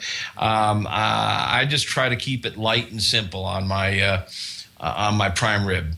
Meathead joining us here on the show again. AmazingRibs.com, the website, Facebook.com/AmazingRibs, @RibGuys, the Twitter, and the email is meathead@AmazingRibs.com. Spinalis on or off? You kind of touched that on in the beginning, but I don't have any idea what the hell that is, to be honest. Oh, this is okay. I saw this in a restaurant in Vegas, and I think we're going to start seeing this. Everybody knows about this. A lot of people call it the decal, but if you get your prime rib, right, and you cut into it, there's this little half-moon muscle wrapped around the outside opposite where the bones were, and it almost always overcooks, and it's almost the least favorite piece of the meat. It's the best cut of meat on the cow. It's the most heavily marbled. If you get a rib roast and you cut the bone off and you look at it, now there's a picture on my website in the prime rib section where you can see it. It's clearly delineated by a thin layer of fat separated from the eye of the ribeye. That's where the ribeyes come from. The eye of the rib roast is that tube. That's the longissimus. The spinalis is the one that wraps around it. And if you peel it off the prime rib, it sort of looks like a piece of salmon. It's wider at one end and narrow and tapers, and it's fatter in the center, and it tapers towards the edges. And this piece of meat is amazing. It is so well marbled, but it almost always overcooks the way people cook their rib roasts. And so it's sort of the least favorite cut. It gets left aside. And so if you've got people coming over and you don't want to, you get a whole prime rib, but it's far more, peel the spinalis off, cook the eye of the rib roast, and save that spinalis for another time, and cut that into steaks and grill that. And oh my God, that is like Kobe beef or Wagyu beef on regular beef. Are you offering me a drink? Oh, people, you have to understand that there's a show going on within the show, Meathead. And oh, right. I'm not. My screen is too small. Well, I've got 2 screens here. Yeah. I'm not catching the. No, it's best to not get involved in the chat room. But basically, the Centralites have decided that every time somebody says the word meat, I have to start drinking the moonshine. Oh, I saw that go by. Yes. I can see meat more often if you want. Not for me. Not unless you want to see me throwing up a little bit later. A couple of the topics we skipped on by that I was thinking about during the break that I wanted to go back and touch on. Go ahead. One is carryover cooking. Right. If your target, let's say, is 130, that's typically where I shoot for steaks and prime rib. Maybe 125 for a little rarer. You got to pull it off at least 5 degrees lower, because what happens is is the exterior. Remember I said, think of this tube of meat and all that heat is pounding to get in. Well, the exterior of that meat is hotter than the center.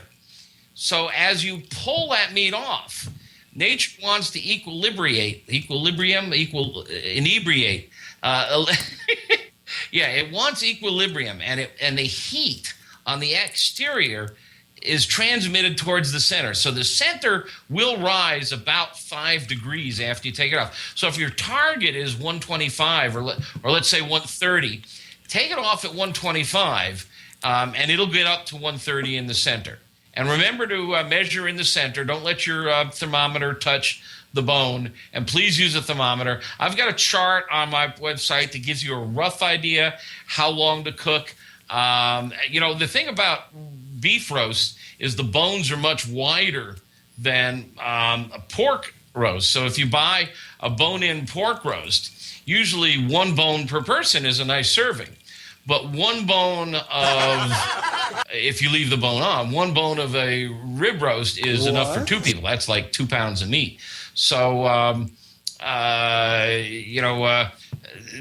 when you're buying it, if they're getting it bone in, calculate the number of bones, usually 2 people per bone or something in that range. Always buy more than you think you're going to need. You're going to have shrinkage, and keep the leftovers, man. These are primo roast beef sandwiches. Don't worry about buying too much. Absolutely. Now, what about the faux Cambro that you were talking about? Well, faux Cambro is something that a lot of us talk about. Is that's the way to make sure to cover over your mistakes. If you get it on and the meat is like almost ready, and the guests are not all here, or the side dishes aren't ready yet, you don't want to overcook this thing. You can pull it off. You can tent it. You can put foil around it, or you can stick it in a holding oven, but you got to keep the temperature down to 125 or 130. Or you can just throw it in a the competition cooks all use Cambros.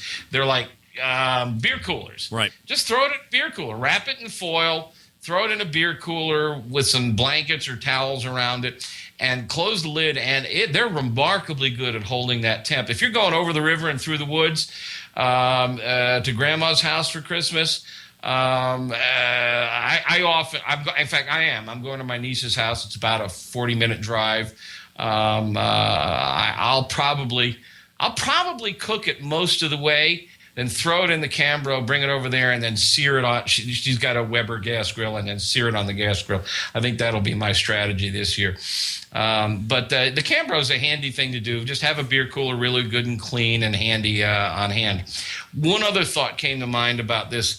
If you're going to get the bone on, ask your butcher to remove the chine. What? The chine is where the rib bones connect to the backbone, and they are one significant pain to cut through. And so if you're going to make a big show of carving this thing at the dinner table, you're going to have a real pain cutting through that chine bone. So get the butcher either to cut through the chine bone for you or to remove the chine bone, which they can do. They just put it on a bandsaw and whack the chine bone off. You won't lose much there at all. You won't lose any meat. And then when you cut down through the meat, you won't have this struggle at the table. Meathead joining us here on the show talking about prime rib and beef roast. So the biggest thing that I'm going to be dealing with, because we're talking about doing a prime rib, is the fact that I'm a medium rare guy. And everybody else in the family is probably going to shit their pants when they see what a medium rare piece of prime rib looks like after it's been cut off. So, we don't want to go any higher than, what, medium rare to medium? Where's the cutoff line? This is you're really dealing with aesthetics, religion, politics, personal beliefs. It's really first of all, a lot of people think all that red stuff is blood. We've talked about this before. It's not blood. Right. Not blood. Blood would be black. It would be thick. It would coagulate. It would be ugly. This is a myoglobin. It's a protein liquid that's within the cells. It comes out. It doesn't coagulate. It runs and it flows. It's thin like water. It's full of flavor.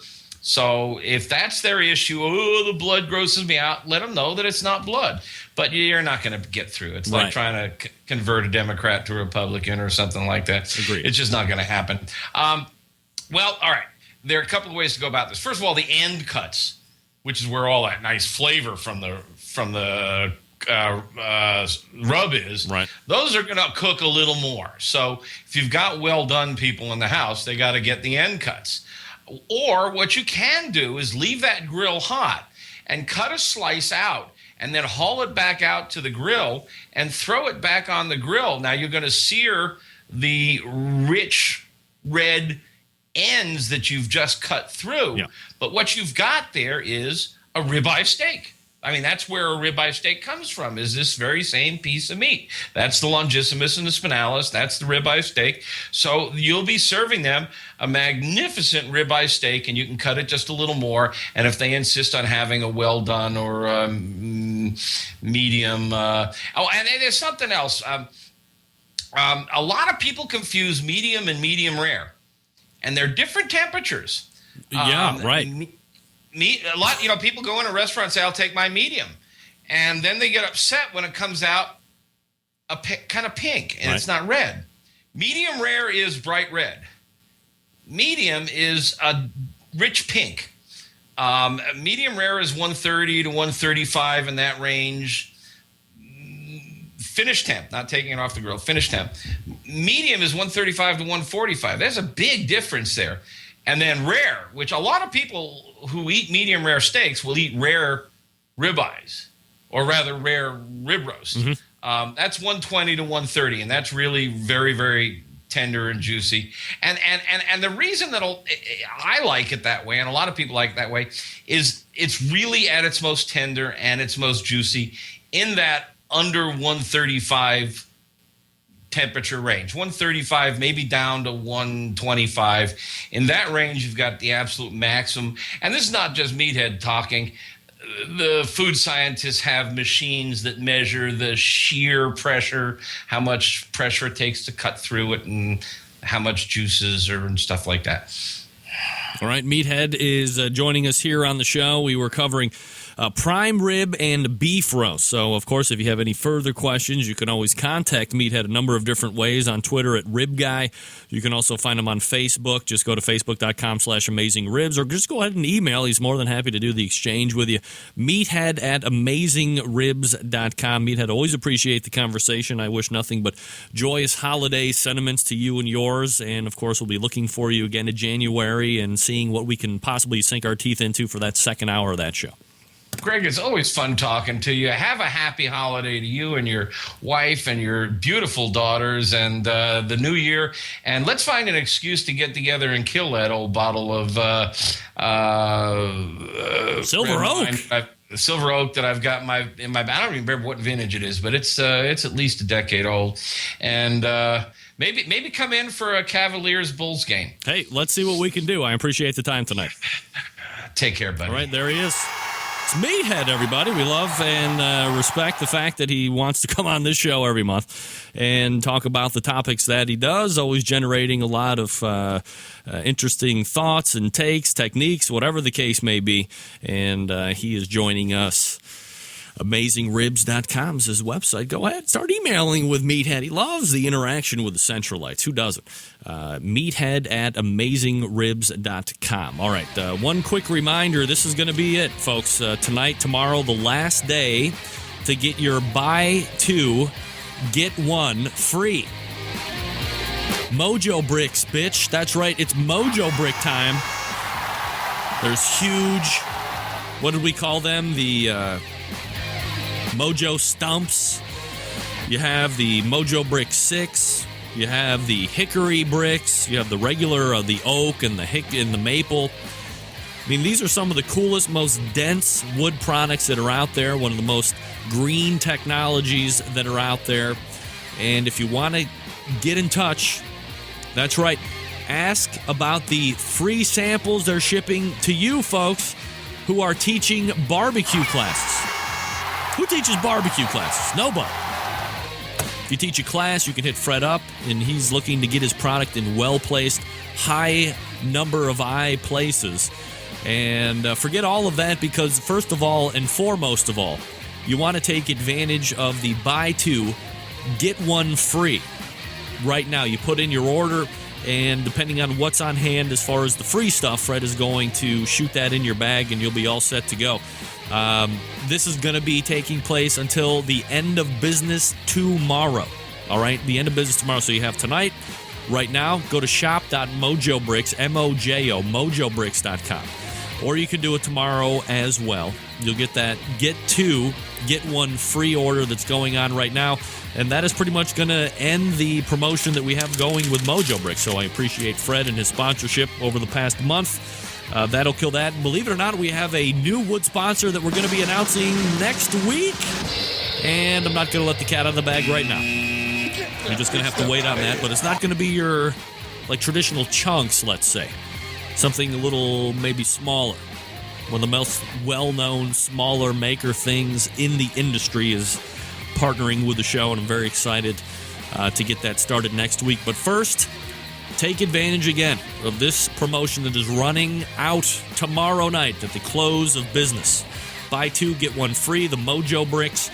Again, that Mojo Bricks 6-pack with that cherry is absolutely fantastic. They go well in the bullet-style smokers, especially in those ceramic-style cookers. If you have the bigger ones, you use a couple more. I mean, it's no big deal. Just go ahead, and it's going to be one of those things that you're going to be like, this probably isn't going to work that good, and you're going to be absolutely astounded at how long they burn, how clean they burn, how consistent they burn, how long they will last when compared to similar real wood items. Fred Gross, mojobricks.com, shop.mojobricks.com. We'll wrap the show up right after this. Stick around. We'll be right back.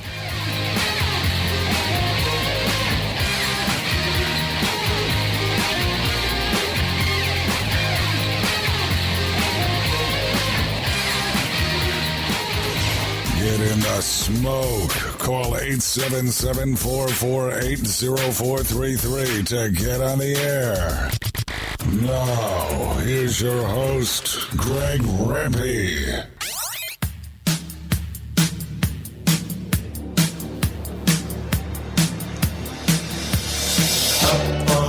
All right, 2 minutes till the top of the hour, so we'll probably carry over just for a few minutes. I want to make sure we're wrapping up properly. Hey, look at this. We got an email in from the president of the KCBS.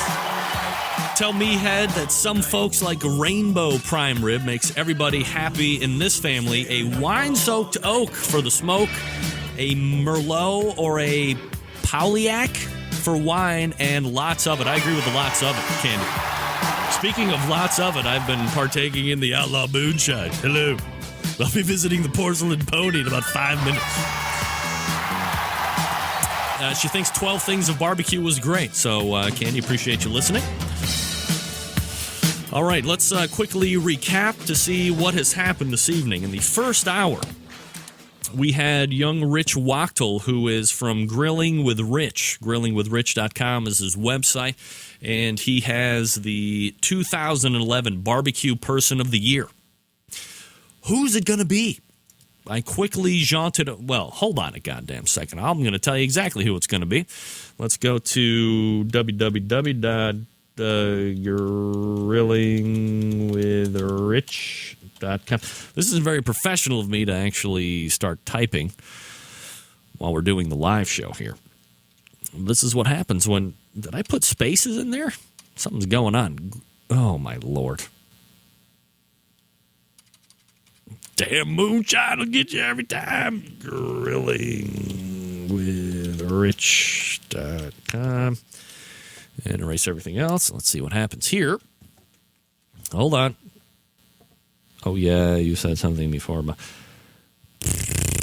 Update on 2011 Barbecue Person. I'm going to give you the countdown. Let's see. Here we go. I got to vote for myself again real quick. All right. Here we go. Voting as of right now. Diva Q is on the list. She has 2.78% of votes. That's a total of 79. Michelle Lackey from Hog It Up has .46, 13 votes. Michael McDearman, head pitmaster of Get Fired Up Barbecue, has 1.37%. Brad Orzen from The Shed has almost 31% of the votes, 875 in total.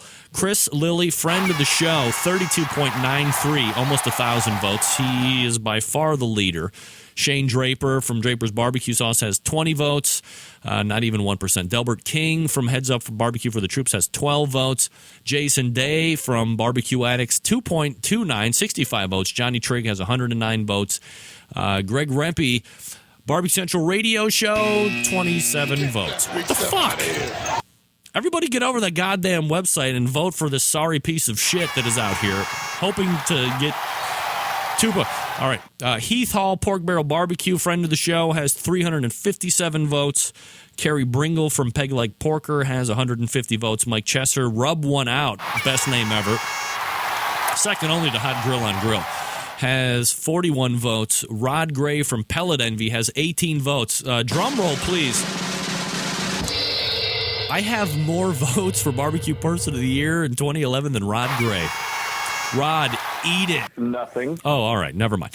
And others, which I guess you can write in yourself if you want, have 30 votes. So others have more votes than me. Get that big stuff out of here.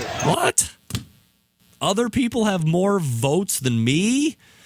Oh, my Lord. All right, so there's your updated Grilling with Rich 2011. So that's who we had on the first hour. And then we also had two folks looking to make the KCBS Board of Directors coming up in 2012. We have Dave Compton, who focused primarily on judges and judge-cook relations. And, of course, we have Steve Grinstead, who is a Buckeye native, looking to make his run as well, who had some differing opinions on a lot of people that are on forums as far as how the board is running right now. Of course, I had these series of provocative statements that draw some mixed answers from those two guys. And then we had the 12 days of barbecue Christmas that went over the opposite of how a turd goes over in a punch bowl. And then we had Meathead Goldwyn joining us for the second hour, or at least the remainder of the second hour, talking about prime rib roast and all of that good stuff as well. So, wait, hold on a second, me. Hold on a second, me. I got something else that we would like to play in place of that. The close. All right, let me wind it up here, folks. If I don't talk to you, have a great Christmas. Whatever holiday you choose to celebrate at this time, let me raise a glass of Outlaw Shine.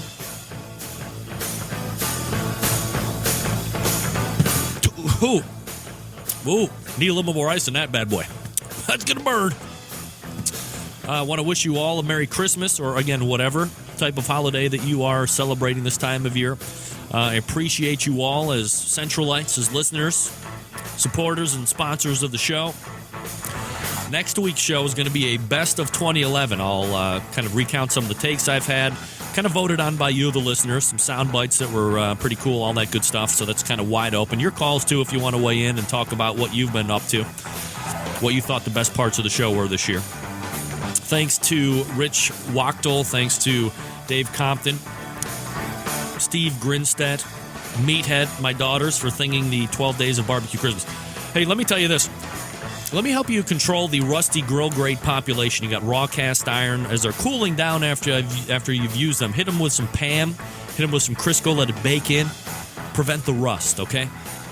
Trouble-free service for years on out. Just remember to give them a little love after every time you use them. Also, September 11th, 2001. I will never forget. We'll be back next Tuesday to wrap the year up in 2011. Until then, it's your program host and proud U.S. American, Greg Rempe. Good night now.